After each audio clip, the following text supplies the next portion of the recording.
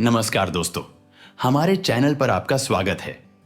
दोस्तों, अगर आप हमारे चैनल पे पहली बार आए हैं तो मैं आपको ये बताना चाहता हूं कि इस चैनल पर आपको हिंदी में चैप्टर वाइज कंप्लीटली फ्री संपूर्ण ऑडियो बुक्स मिलेंगे, बुक समरीज मिलेंगे, 60 सेकंड्स ऑडियो बुक मिलेंगे। अगर आप इस चैनल पे नए हैं तो चैनल को जरूर सब्सक्राइब करें, लेकिन उससे पहले यदि आपने अभी तक रिच डैड पुअर डैड के इंट्रोडक्शन चैप्टर पर ऑडियो बुक नहीं सुनी है तो कृपया पहले उसे सुने और फिर यहां वापस आएं ताकि आप चीजों को अधिक स्पष्ट और आसानी से समझ सकें। तो शुरू करते हैं आज की ऑडियो बुक का chapter 1, rich dad poor dad, अध्याय 1, सबक 1। अमीर लोग पैसे के लिए काम नहीं करते, गरीब और मध्य वर्गीय लोग पैसे के लिए काम करते हैं। अमीर लोग पैसे से अपने लिए काम कराते हैं। डैडी, क्या आप मुझे बता सकते हैं कि अमीर कैसे बना जाता है? मेरे डैडी ने शाम का अखबार नीचे रख दिया। बेटे, तुम अमीर क्यों बनना चाहते हो? क्योंकि आज जिमी की मम्मी उनकी नई कैडिलैक में आई थीं और वे वीकेंड पर मौज मस्ती करने के लिए उनके समुद्र तट वाले घर जा रहे थे। वह अपने 3 दोस्तों को साथ ले गया, लेकिन माइक और मुझे नहीं ले गया। उन्होंने हमसे कहा कि हमें इसलिए आमंत्रित नहीं किया गया क्योंकि हम गरीब हैं। उन्होंने ऐसा कहा? मेरे डैडी ने अविश्वास में पूछा। हां, ऐसा ही कहा, मैंने आहत अंदाज में जवाब दिया। मेरे डैडी ने खामोशी में अपना सिर हिलाया, अपना चश्मा नाक के पुल तक चढ़ाया और दोबारा अखबार पढ़ने लगे। मैं जवाब के इंतजार में खड़ा रहा। यह 1956 की बात थी। तब मैं 9 साल का था। संयोग से मैं उसी पब्लिक स्कूल में पढ़ता था जहां अमीर लोगों के बच्चे पढ़ते थे। हमारा निवास हवाई में मूलतः शुगर प्लांटेशन यानी गन्नों के बागान वाले कस्बे में था। बागान के मैनेजर और कस्बे के बाकी अमीर लोग जैसे डॉक्टर, व्यवसाय के मालिक और बैंकर अपने बच्चों को इसी प्रारंभिक स्कूल में भेजते थे। 6ठे ग्रेड के बाद उनके बच्चों को आमतौर पर प्राइवेट स्कूलों में भेज दिया जाता था। चूंकि मेरा परिवार सड़क के इस तरफ रहता था, इसलिए मैं इस स्कूल में गया। अगर मैं सड़क के दूसरी तरफ रहता तो मैं एक अलग स्कूल में जाता जहां मेरे जैसे परिवारों के बच्चे पढ़ते थे। 6ठी ग्रेड के बाद मुझे इन्हीं बच्चों के साथ सरकारी इंटरमीडिएट और हाई स्कूल जाना था। उनके या मेरे लिए कोई प्राइवेट स्कूल नहीं था। मेरे डैडी ने आखिरकार अखबार नीचे रख दिया। मैं जानता था कि वे सोच विचार कर रहे थे। देखो बेटे, उन्होंने धीरे धीरे शुरू किया, अगर तुम अमीर बनना चाहते हो तो तुम्हें पैसे बनाना सीखना होगा। मैंने पूछा, मैं पैसे कैसे बनाऊं? उन्होंने मुस्कुराते हुए कहा, देखो बेटा, अपने दिमाग का इस्तेमाल करो। तब भी मैं उनका असली मतलब समझ गया था। मैं तुम्हें इतना ही बताने वाला हूं, या मुझे जवाब नहीं मालूम, इसलिए खामख्वाह शर्मिंदा मत करो। एक साझेदारी बन जाती है। अगली सुबह मैंने अपने सबसे अच्छे मित्र माइक को बताया कि मेरे डैडी ने क्या कहा था। जहां तक मैं जानता था, सिर्फ माइक और मैं ही उस स्कूल में पढ़ने वाले गरीब बच्चे थे। माइक भी संयोग से ही इस स्कूल में पढ़ रहा था। किसी ने कस्बे में स्कूलों की एक विभाजक रेखा खींच दी थी और इसी वजह से हम अमीर बच्चों वाले स्कूल में आ गए थे।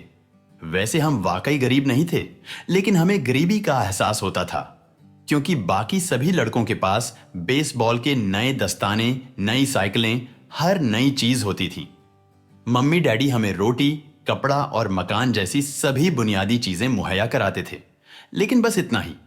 मेरे डैडी कहा करते थे, अगर तुम कोई चीज चाहते हो तो उसके लिए काम करो। हम चीजें तो बहुत सारी चाहते थे, लेकिन 9 साल के लड़कों के लिए ज्यादा काम उपलब्ध नहीं था। माइक ने पूछा, तो पैसे बनाने के लिए हम क्या करें? मैं नहीं जानता, मैंने कहा, लेकिन क्या तुम मेरे साझेदार बनोगे?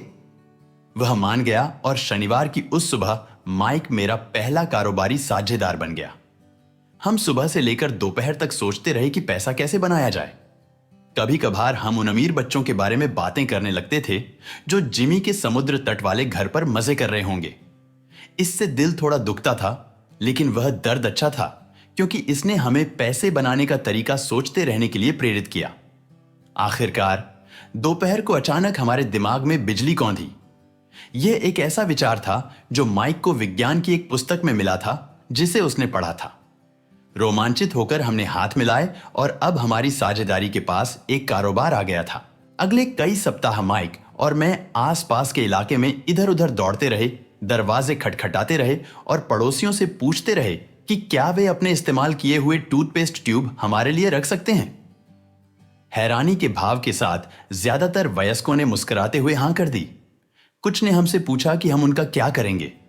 इसके जवाब में हमने कहा, हम आपको नहीं बता सकते, यह एक कारोबारी रहस्य है। जैसे जैसे सप्ताह गुजर रहे थे, मेरी मम्मी का कष्ट बढ़ता जा रहा था। अपने कच्चे माल को इकट्ठा करने के लिए हमने जो जगह चुनी थी वह उनकी वॉशिंग मशीन के पास थी। यह एक भूरा कार्डबोर्ड बॉक्स था जिसमें कभी केचप की बोतलें रखी जाती थीं। अब उसमें टूथपेस्ट ट्यूब्स का हमारा छोटा सा ढेर बढ़ने लगा। आखिरकार मेरी मम्मी के सब्र का बांध टूट गया। पड़ोसियों की गंदी, मुड़ी तुड़ी, इस्तेमाल हो चुकी टूथपेस्ट ट्यूब्स को देख देख कर उनका दिमाग खराब हो गया था।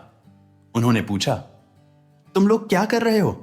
और मैं यह दोबारा नहीं सुनना चाहती कि यह एक कारोबारी रहस्य है। इस कचरे को साफ करो वरना मैं इसे बाहर फेंक दूंगी। माइक और मैंने हाथ पैर जोड़कर उनसे मोहलत मांगी। हमने उन्हें बताया कि हमारे पास जल्द ही पर्याप्त ट्यूब्स हो जाएंगी और फिर हम उत्पादन शुरू कर देंगे। हमने उन्हें जानकारी दी कि हम 2-3 पड़ोसियों का इंतजार कर रहे हैं जिनकी टूथपेस्ट ट्यूब्स खत्म होने वाली थीं और हमें मिलने वाली थीं। मम्मी ने हमें 1 सप्ताह की मोहलत दे दी। उत्पादन शुरू करने की तारीख योजना से ज्यादा जल्दी आ गई थी और दबाव बढ़ गया था। मेरी पहली साझेदारी पर खतरा मंडरा रहा था क्योंकि मेरी खुद की मम्मी ने जगह खाली करने का नोटिस थमा दिया था। यह माइक का काम था कि वह पड़ोसियों से टूथपेस्ट जल्दी खत्म करने को कहे। साथ में वह उनसे यह भी कहता था कि उनके दांतों के डॉक्टर का भी यही कहना था कि उन्हें दिन में ज्यादा बार ब्रश करना चाहिए। मैं उत्पादन की प्रक्रिया को ठीक ठाक करने में जुट गया। एक दिन मेरे डैडी एक दोस्त के साथ घर आए। उन्होंने देखा कि 9 साल के 2 लड़के पोर्च में पूरी गति से उत्पादन करने में जुटे हैं। हर कहीं बारीक सफेद चूरा फैला हुआ था। एक लंबी टेबल पर स्कूल के दूध के छोटे कार्टन थे और हमारे परिवार का हिबाची ग्रिल लाल सुर्ख कोयलों के साथ अधिकतम गर्मी पर दहक रहा था। डैडी सावधानी से चलकर आए। उन्हें पोर्च के शुरू में ही कार खड़ी करनी पड़ी क्योंकि उत्पादन की प्रक्रिया कार की जगह तक पहुंचने में बाधा डाल रही थी। जब वे और उनके दोस्त करीब आए तो उन्होंने देखा कि स्टील का एक बर्तन कोयलों के ऊपर रखा था जिसमें टूथपेस्ट ट्यूब्स पिघल रही थीं। उस जमाने में टूथपेस्ट प्लास्टिक की ट्यूब्स में नहीं आते थे। ट्यूब्स शीशे से बनती थीं, इसलिए पेंट के जल जाने पर हम ट्यूब्स को स्टील के छोटे बर्तन में डाल देते थे। वे पिघलने लगती थीं और द्रव बन जाती थीं। इस पिघले हुए शीशे को हम दूध के कार्टन में बने एक छोटे छेद से अंदर डाल रहे थे। दूध के कार्टन्स में प्लास्टर ऑफ पेरिस भरा था। हर तरफ फैला सफेद चूरा और कुछ नहीं, प्लास्टर ऑफ पेरिस ही था। जल्दबाजी में उसके बैग में मेरी लात पड़ गई थी जिससे पूरा इलाका ऐसा लग रहा था जैसे वहां अभी अभी बर्फ का तूफान आया हो। दूध के कार्टन के भीतर प्लास्टर ऑफ पेरिस के सांचे थे। मेरे डैडी और उनके दोस्त ने देखा जब हम पिघले हुए शीशे को सावधानी से प्लास्टर ऑफ पेरिस के क्यूब के ऊपर छोटे छेद में डालते रहे। संभल कर, डैडी ने कहा। मैंने ऊपर देखे बिना सिर हिला दिया। आखिर जब शीशा डालने का काम खत्म हो गया तो मैंने स्टील का बर्तन नीचे रखा और अपने डैडी की तरफ देखकर मुस्कुराया। तुम लोग क्या कर रहे हो? उन्होंने मुस्कुराते हुए सावधानी से पूछा। हम वही कर रहे हैं जो आपने मुझसे करने को कहा था। हम अमीर बनने जा रहे हैं, मैंने कहा। हां, माइक ने मुस्कुराते हुए कहा और अपना सिर हिलाया। हम दोनों साझेदार हैं? मेरे डैडी ने पूछा। और प्लास्टर के इन सांचों में क्या है? देखिए, मैंने कहा, इसमें एक बहुत अच्छी चीज है। छोटी हथौड़ी से मैंने उस सील को ठोका जिसने क्यूब को बीच से खोल दिया। मैंने प्लास्टर के सांचे का ऊपरी आधा हिस्सा बाहर निकाला और शीशे का 5 सेंट का सिक्का बाहर टपक गया। हे भगवान, मेरे डैडी ने कहा, तुम लोग शीशे के सिक्के ढाल रहे हो। बिल्कुल सही, माइक ने कहा। हम वही कर रहे हैं जो आपने हमसे करने को कहा था। हम पैसे बना रहे हैं। मेरे डैडी के दोस्त मुड़े और जोर जोर से हंसने लगे। मेरे डैडी ने भी मुस्कुराकर सिर हिलाया। आग और टूथपेस्ट ट्यूब्स के खाली बॉक्स के साथ ही उनके सामने दो छोटे लड़के थे जो सफेद धूल से ढके के होकर खूब मुस्कुराए जा रहे थे। उन्होंने हमसे कहा कि हम सब कुछ छोड़कर उनके साथ चलें और घर की सामने वाली सीढ़ियों पर बैठें। मुस्कुराते हुए उन्होंने नरमी से समझाया कि जालसाजी शब्द का क्या मतलब होता है। हमारे सपने चूर चूर हो गए। आपका मतलब है यह गैर कानूनी है? माइक ने कांपती आवाज में पूछा। छोड़ो भी, मेरे डैडी के दोस्त ने कहा। हो सकता है वे अपनी जन्मजात प्रतिभा का विकास कर रहे हों। डैडी ने उन्हें आंखें घूर कर देखा। हां, यह गैर कानूनी है, मेरे डैडी ने नरमी से कहा। लेकिन तुम लड़कों ने यह दिखा दिया है कि तुम में बहुत रचनात्मकता और मौलिक विचार हैं। इसी तरह आगे बढ़ते रहो, मुझे तुम पर सचमुच गर्व है।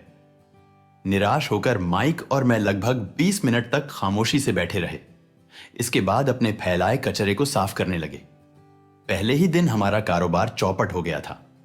चूरे को झाड़ू से साफ करते हुए मैंने माइक की ओर देखा और कहा, मुझे लगता है कि जिमी और उसके दोस्त सही कहते हैं, हम वाकई गरीब हैं। जब मैंने यह बात कही तो मेरे डैडी जा ही रहे थे। उन्होंने कहा, लड़कों, तुम तभी गरीब कहलाओगे जब तुम हार मान लोगे। सबसे महत्वपूर्ण बात यह है कि तुमने कुछ किया। ज्यादातर लोग अमीर बनने की सिर्फ बातें करते हैं और सपने देखते हैं।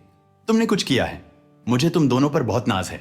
मैं दोबारा कहूंगा कि इसी तरह आगे बढ़ते रहो, हौसला मत छोड़ो। माइक और मैं खामोशी में वहां खड़े रहे। ये शब्द सुनने में तो अच्छे लगते थे, लेकिन इनसे हमें यह पता नहीं चलता था कि हम क्या करें।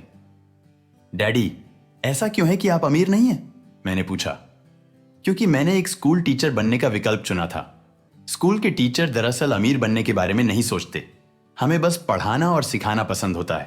काश मैं तुम्हारी मदद कर सकता, लेकिन मैं सचमुच नहीं जानता कि पैसे कैसे बनाना है।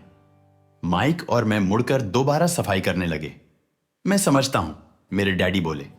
अगर तुम लोग यह सीखना चाहते हो कि अमीर कैसे बनना है तो मुझसे मत पूछो। माइक, यह सवाल अपने डैडी से पूछो। मेरे डैडी? माइक ने हैरानी के भाव के साथ कहा। हां, तुम्हारे डैडी, मेरे डैडी ने मुस्कुराते हुए दोहराया। तुम्हारे डैडी और मेरा बैंकर एक ही है और वह तुम्हारे डैडी के गुण गाता है। उसने मुझे कई बार बताया है कि जब पैसे बनाने की बात आती है तो तुम्हारे डैडी कमाल के हैं। मेरे डैडी? माइक ने अविश्वास में दोबारा पूछा।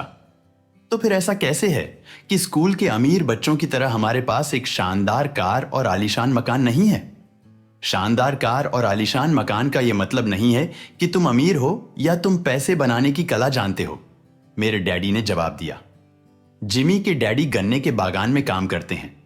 वह मुझसे ज्यादा अलग नहीं है। वह एक कंपनी में काम करता है और मैं सरकारी ऑफिस में। कंपनी ने उसे कार दे रखी है। शक्कर की कंपनी आर्थिक परेशानी में है और जल्द ही हो सकता है कि जिमी के डैडी के पास कुछ ना रहे। तुम्हारे डैडी अलग हैं माइक। ऐसा लगता है कि वे एक साम्राज्य बना रहे हैं और मेरा अनुमान है कि कुछ ही सालों में वे बहुत अमीर आदमी बन जाएंगे। यह सुनकर माइक और मैं दोबारा रोमांचित हो गए। नए उत्साह के साथ हम अपने डूबे हुए व्यवसाय के मलबे को साफ करने लगे। सफाई करते करते हमने योजना बनाई कि माइक के डैडी से कब और कैसे बात की जाए। समस्या यह थी कि माइक के डैडी बहुत ज्यादा काम करते थे और अक्सर देर रात तक घर नहीं लौटते थे। उसके डैडी वेयरहाउसेस, एक निर्माण कंपनी, स्टोरों की श्रृंखला और 3 रेस्तराओं के मालिक थे। रेस्तराओं की वजह से ही उन्हें घर लौटने में देर हो जाती थी। सफाई पूरी होने के बाद माइक बस पकड़कर घर चला गया। उसने बताया था कि उस रात जब उसके डैडी घर लौटेंगे तो वह उनसे बात करके पूछेगा कि क्या वे हमें अमीर बनने का तरीका सिखा सकते हैं। माइक ने वादा किया कि जैसे ही उसकी डैडी से बात हो जाएगी वह मुझे फोन करेगा, चाहे कितनी ही देर क्यों ना हो जाए। फोन की घंटी रात को 8:30 बजे बजी। ठीक है, मैंने कहा। अगले शनिवार मैंने फोन नीचे रख दिया। माइक के डैडी हमसे मिलने को तैयार हो गए थे। शनिवार सुबह मैंने 7:30 बजे वाली बस पकड़ी ताकि कस्बे के गरीब हिस्से तक जा सकूं। सबक शुरू होते हैं। माइक और मैं सुबह 8 बजे उसके डैडी से मिले। वे पहले से ही व्यस्त थे और 1 घंटे से अधिक समय से काम में लगे थे। जब मैं उनके साधारण छोटे और साफ सुथरे घर की ओर बढ़ा तो मैंने देखा कि उनका कंस्ट्रक्शन सुपरवाइजर अपने पिकअप ट्रक में बैठकर वहां से जा रहा था। माइक मुझे दरवाजे पर ही मिल गया। उसने दरवाजा खोलते हुए कहा, डैडी फोन पर हैं और उन्होंने पीछे के पोर्च में इंतजार करने को कहा है। जब मैंने उस पुराने मकान की चौखट लांघी तो लकड़ी का पुराना फर्श आवाजें करने लगा। दरवाजे के भीतर सस्ता सा गलीचा था।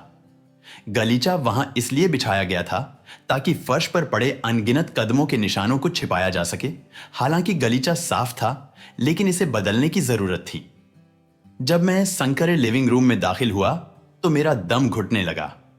यह पुरानी बदबू वाले फर्नीचर से भरा था, जिसे निश्चित रूप से संग्रहालय में रखा जाना चाहिए था। सोफे पर 2 महिलाएं बैठी थीं, जिनकी उम्र मेरी मां से थोड़ी ज्यादा होगी। महिलाओं के सामने एक आदमी कामकाजी पोशाक में बैठा था। वह खाकी स्लैक्स और खाकी शर्ट पहने था। इन पर अच्छी प्रेस तो थी, लेकिन स्टार्च नहीं था। वह चमचमाते कामकाजी जूते भी पहने था। उसकी उम्र मेरे डैडी से लगभग 10 साल ज्यादा होगी। जब माइक और मैं उसके पास से निकलकर पिछले पोर्च की ओर गए तो वह मुस्कुराया। मैं भी संकोची अंदाज में मुस्कुरा दिया। ये लोग कौन हैं? मैंने पूछा। ओह, वे मेरे डैडी के कर्मचारी हैं। ये आदमी उनके वेयरहाउसेस संभालता है और महिलाएं रेस्तराओं की मैनेजर हैं। आते समय तुमने उस निर्माण सुपरवाइजर को तो देख ही लिया होगा, जो यहां से 50 मील दूर एक सड़क परियोजना पर काम कर रहा है।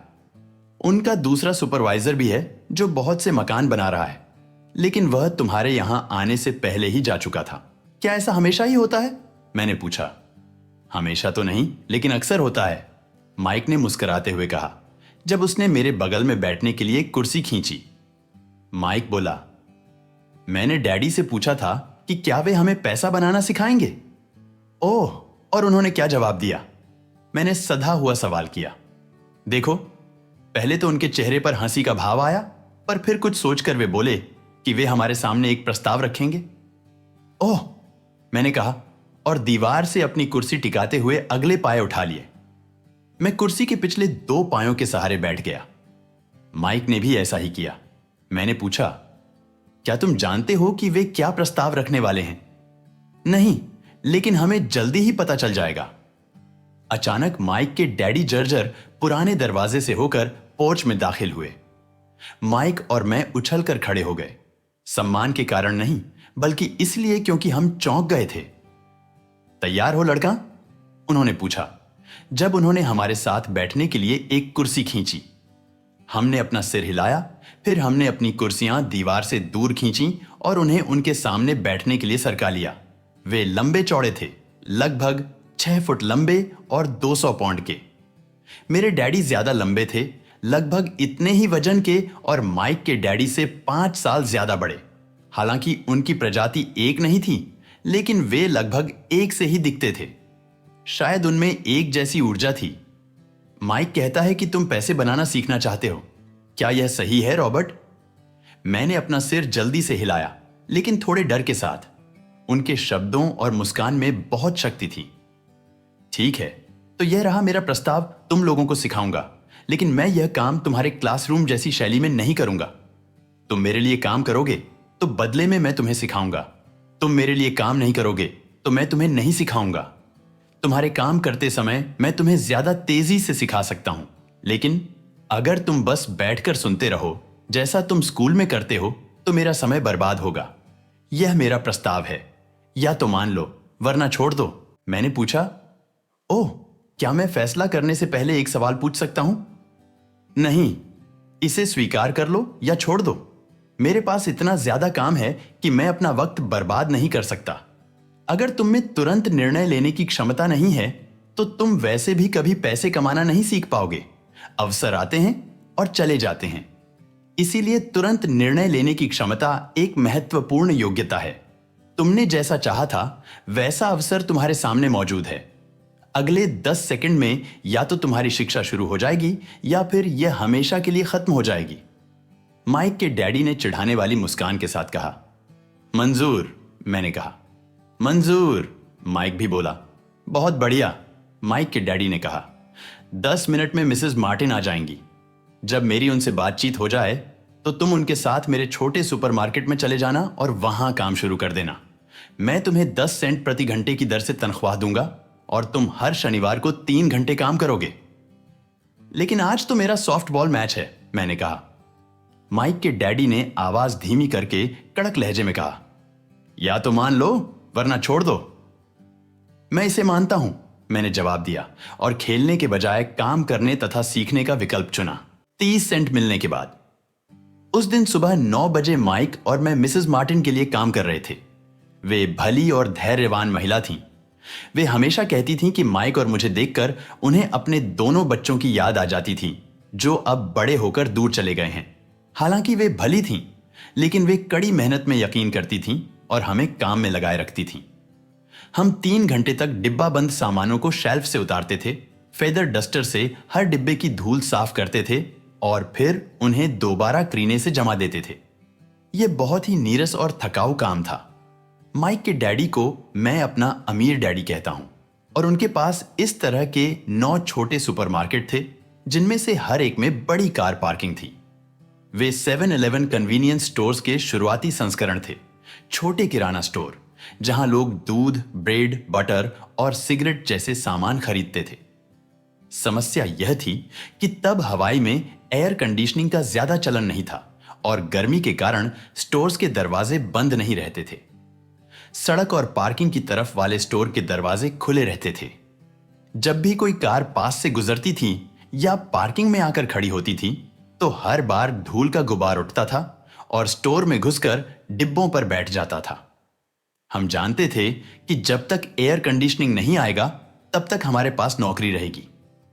3 सप्ताह तक माइक और मैं मिसेस मार्टिन के पास जाते रहे तथा 3 घंटे तक काम करते रहे। दोपहर तक हमारा काम खत्म हो जाता था और वे हमारे हाथ में 3 छोटे सिक्के थमा देती थीं। देखिए, 1950 के दशक के बीच 9 साल की उम्र में भी 30 सेंट कमाने में कोई खास खुशी नहीं होती थी। तब कॉमिक बुक्स 10 सेंट में आती थीं, इसलिए मैं अपना पैसा आमतौर पर कॉमिक बुक्स पर खर्च करता था और फिर घर चला जाता था। चौथे सप्ताह के बुधवार तक मैं यह काम छोड़ने का मन बना चुका था। मैं काम करने के लिए सिर्फ इसलिए तैयार हुआ था क्योंकि मैं माइक के डैडी से पैसे बनाना सीखना चाहता था और अब मैं 1 घंटे में 10 सेंट की गुलामी कर रहा था। उससे भी बढ़कर उस पहले शनिवार के बाद मैंने माइक के डैडी को देखा तक नहीं था। मैं काम छोड़ रहा हूं, मैंने लंच के समय माइक को बताया। स्कूल नीरस था और अब मेरे पास शनिवार भी नहीं थे जिनकी मैं राह देख सकूं, लेकिन यह 30 सेंट थे जिनकी वजह से मेरा दिमाग खराब हो गया था। इस बार माइक मुस्कुराया। तुम किस बात पर हंस रहे हो? मैंने गुस्से और कुंठा में पूछा। डैडी ने कहा था कि ऐसा ही होगा। उन्होंने कहा था कि जब तुम छोड़ने का फैसला कर लो तब वे तुमसे मिलना चाहेंगे। क्या? मैंने आवेश में कहा। वे इंतजार कर रहे थे कि मैं इससे उगता जाऊं। कुछ कुछ, माइक बोला। डैडी अलग तरह के हैं। वे तुम्हारे डैडी की तरह नहीं सिखाते हैं। तुम्हारे मम्मी डैडी बहुत बोलते हैं। मेरे डैडी शांत हैं और कम बोलते हैं, इसलिए तुम इस शनिवार तक इंतजार कर लो। मैं उन्हें बता दूंगा कि तुम काम छोड़ने का फैसला कर चुके हो। तुम्हारा मतलब है मेरे साथ नाटक खेला गया है? नहीं, दरअसल नहीं, लेकिन शायद हो भी सकता है। डैडी शनिवार को बता देंगे। शनिवार को कतार में इंतजार करना। मैं माइक के डैडी का सामना करने को तैयार था। मेरे असल डैडी भी उन पर नाराज थे। मेरे असल डैडी, जिन्हें मैं गरीब डैडी कहता हूं, सोचते थे कि अमीर डैडी बाल श्रम कानूनों का उल्लंघन कर रहे थे और उनकी जांच होनी चाहिए। मेरे शिक्षित गरीब डैडी ने मुझसे वह मांगने को कहा जिसका मैं हकदार था, कम से कम 25 सेंट प्रति घंटा। गरीब डैडी ने मुझसे कहा कि अगर मेरी तनख्वाह नहीं बढ़ती है तो मुझे तुरंत नौकरी छोड़ देनी चाहिए। वैसे भी तुम्हें उस घटिया नौकरी की जरूरत नहीं है, मेरे गरीब डैडी ने तैश में कहा। शनिवार की सुबह 8 बजे मैं माइक के घर पहुंचा और दरवाजा माइक के डैडी ने खोला। बैठ जाओ और कतार में इंतजार करो, उन्होंने मेरे दाखिल होते समय कहा। फिर वे मुड़े और बेडरूम के पास बने अपने छोटे ऑफिस में गायब हो गए। मैंने कमरे में चारों ओर देखा, मगर मुझे माइक कहीं नहीं दिखा। अजीब सा महसूस करते हुए मैं सावधानी से उन दोनों महिलाओं के पास बैठ गया जो मुझे 4 सप्ताह पहले वहीं दिखी थीं। वे मुस्कुराईं और सोफे पर थोड़ा खिसक कर मेरे लिए जगह बना दी। 45 मिनट गुजर गए और मैं आग बबूला होने लगा। तकरीबन 30 मिनट पहले दोनों महिलाएं उनसे मिलकर वहां से जा चुकी थीं। एक अधिक उम्र का आदमी वहां 20 मिनट तक बैठा था और अब वह भी निकलकर जा चुका था। मकान खाली था और यहां मैं हवाई के उस सुहाने दिन एक सीलन भरे अंधेरे लिविंग रूम में बैठा था और एक लालची आदमी से बात करने का इंतजार कर रहा था जो बच्चों का शोषण करता था। मुझे ऑफिस में इधर उधर कागज सरकने की आवाजें सुनाई दे रही थीं। वे फोन पर बात कर रहे थे और मुझे नजरअंदाज कर रहे थे। मैं उनसे मिले बिना ही बाहर जाने के लिए तैयार था, लेकिन किसी कारण मैं रुक गया। आखिर 15 मिनट बाद ठीक 9 बजे अमीर डैडी अपने ऑफिस के बाहर निकले। बिना कुछ कहे उन्होंने मुझे हाथ से ऑफिस में आने का इशारा किया। अमीर डैडी ने अपने ऑफिस की कुर्सी को घुमाते हुए कहा, मुझे लगता है कि तुम वेतन बढ़वाना चाहते हो या तुम नौकरी छोड़ने वाले हो। रुआंसी आवाज में मेरे मुंह से निकला, देखिए, आप समझौते की अपनी शर्त पूरी नहीं कर रहे हैं। 9 साल की उम्र में किसी वयस्क से मुठभेड़ करना सचमुच डरावना था। आपने कहा था कि अगर मैं आपके लिए काम करूंगा तो आप मुझे सिखाएंगे। देखिए, मैंने आपके लिए काम किया है, मैंने मेहनत से काम किया है। आपकी खातिर काम करने के लिए मैंने अपने बेसबॉल मैचों की कुर्बानी दी है, लेकिन आपने अपना वादा नहीं निभाया और मुझे कुछ भी नहीं सिखाया। आप धोखेबाज हैं, जैसा कि शहर का हर व्यक्ति आपके बारे में कहता है। आप लालची हैं, आप सिर्फ पैसे कमाना चाहते हैं और अपने कर्मचारियों की जरा भी परवाह नहीं करते हैं। आपने मुझसे खामखा इंतजार कराया और मेरे प्रति कोई सम्मान नहीं दिखाया। मैं छोटा हूं, लेकिन इससे बेहतर व्यवहार का हकदार हूं। अमीर डैडी अपनी घूमने वाली कुर्सी में आगे पीछे झूलने लगे। अपनी ठुड्डी पर हाथ रखकर उन्होंने मुझे एकटक देखा। बुरा नहीं है, उन्होंने कहा, 1 महीना भी नहीं हुआ है और तुम वही भाषा बोल रहे हो जो मेरे ज्यादातर कर्मचारी बोलते हैं। क्या? मैंने पूछा। मैं समझ नहीं पाया कि वे क्या कह रहे थे, इसलिए मैंने अपना दुखड़ा जारी रखा। मैंने सोचा था कि आप अपना वादा निभाएंगे और मुझे सिखाएंगे। इसके बजाय आप मुझ पर अत्याचार कर रहे हैं। यह जुल्म है, सरासर जुल्म है। मैं तुम्हें सिखा रहा हूं, अमीर डैडी ने धीमे स्वर में कहा। आपने मुझे क्या सिखाया है? कुछ भी नहीं, मैंने गुस्से से कहा। जब मैं चंद सिक्कों के बदले काम करने के लिए तैयार हो गया, उसके बाद से आपने मुझसे बात तक नहीं की है। 1 घंटे के बदले 10 सेंट। हाँ, मुझे तो सरकार से आपकी शिकायत करनी चाहिए। आप जानते हैं, हमारे देश में बाल श्रम कानून है। आप तो जानते ही हैं, मेरे डैडी सरकार के लिए काम करते हैं। शाबाश, अमीर डैडी ने कहा। अब तुम उन अधिकतर कर्मचारियों की भाषा बोल रहे हो जो मेरे लिए काम करते थे, ऐसे कर्मचारी जिन्हें मैंने नौकरी से निकाल दिया या जिन्होंने खुद नौकरी छोड़ दी। तो इस बारे में आपको क्या कहना है? मैंने पूछा और मुझे एहसास था कि कम उम्र के बावजूद मैं काफी बहादुरी दिखा रहा था। आपने मुझसे झूठ बोला। मैंने आपकी खातिर काम किया और आपने अपना वादा पूरा नहीं किया। आपने मुझे कुछ नहीं सिखाया। कौन कहता है कि मैंने तुम्हें कुछ नहीं सिखाया? अमीर डैडी ने शांति से पूछा। देखिए, इस दौरान आपने कभी मुझसे बात नहीं की। मैंने 3 सप्ताह तक काम किया और आपने मुझे कुछ नहीं सिखाया, मैंने मुंह बनाकर कहा। क्या सिखाने का मतलब बोलना या व्याख्यान देना ही है? अमीर डैडी ने पूछा। और क्या, मैंने जवाब दिया। इस तरह वे तुम्हें स्कूल में सिखाते हैं, उन्होंने मुस्कुराते हुए कहा। लेकिन जीवन तुम्हें इस तरह से नहीं सिखाता है और मेरा मानना है कि जीवन सबसे अच्छा शिक्षक होता है। अधिकतर समय जीवन आपसे बात नहीं करता है, यह आपको एक तरह से धक्का देता है। हर धक्के के साथ मानो जीवन कहता है, जाग जाओ, कोई चीज है जो मैं तुम्हें सिखाना चाहता हूं। यह आदमी कैसी बेसिर पैर की बातें कर रहा है, मैंने मन ही मन सोचा। जीवन मुझे धक्का दे रहा है, यानी वह मुझसे बात कर रहा है। अब मैं जान गया था कि मुझे अपनी नौकरी हर हाल में छोड़ देनी चाहिए। मैं एक ऐसे आदमी से बात कर रहा था जिसे हवालात में बंद करने की जरूरत थी। अगर तुम जीवन के सबक सीखते हो तो इससे तुम्हें बहुत फायदा होगा। अगर नहीं सीखोगे तो जीवन तुम्हें बस चारों तरफ धक्के देता रहेगा। लोग 2 चीजें करते हैं, कुछ लोग जीवन के धक्के खाते रहते हैं, दूसरे नाराज होते हैं और पलट कर धक्का देते हैं, लेकिन वे अपने बॉस या अपनी नौकरी या अपने पति या पत्नी के खिलाफ अपना गुस्सा निकालते हैं। वे नहीं जानते हैं कि यह जीवन है जो उन्हें धक्के दे रहा है। मुझे पता नहीं था कि वे किस बारे में बोल रहे थे। जीवन हम सभी को धक्के मारता है। कुछ लोग हार मान लेते हैं और बाकी जूझते हैं। कुछ लोग सबक सीख लेते हैं और आगे बढ़ जाते हैं। वे जीवन के धक्कों का स्वागत करते हैं। इन गिने चुने लोगों के लिए इसका मतलब यह होता है कि उन्हें कुछ सीखने की जरूरत है और उन्हें कुछ सीख लेना चाहिए। वे सीख लेते हैं और आगे बढ़ जाते हैं। ज्यादातर लोग छोड़ देते हैं और कुछ लोग तुम्हारी तरह लड़ते भी हैं। अमीर डैडी खड़े हो गए और उन्होंने लकड़ी की पुरानी जर्जर खिड़की को बंद किया जिसे मरम्मत की जरूरत थी। अगर तुम यह सबक सीख लेते हो तो तुम बड़े होकर बुद्धिमान, दौलतमंद और सुखी युवक बनोगे। अगर तुम नहीं सीखते हो तो तुम जिंदगी भर अपनी समस्याओं के लिए अपनी नौकरी, कम तनख्वाह या बॉस को दोष देते रहोगे। तुम जीवन भर उस बड़े मौके की उम्मीद करते रहोगे जो आकर तुम्हारी तमाम आर्थिक समस्याओं को हल कर दे। अमीर डैडी ने यह देखने के लिए मेरी तरफ देखा कि क्या मैं उनकी बात सुन रहा था। उनकी आंखें मेरी नजरों से मिली। हम एक दूसरे को एकटक देखते रहे और अपनी आंखों से संवाद करते रहे।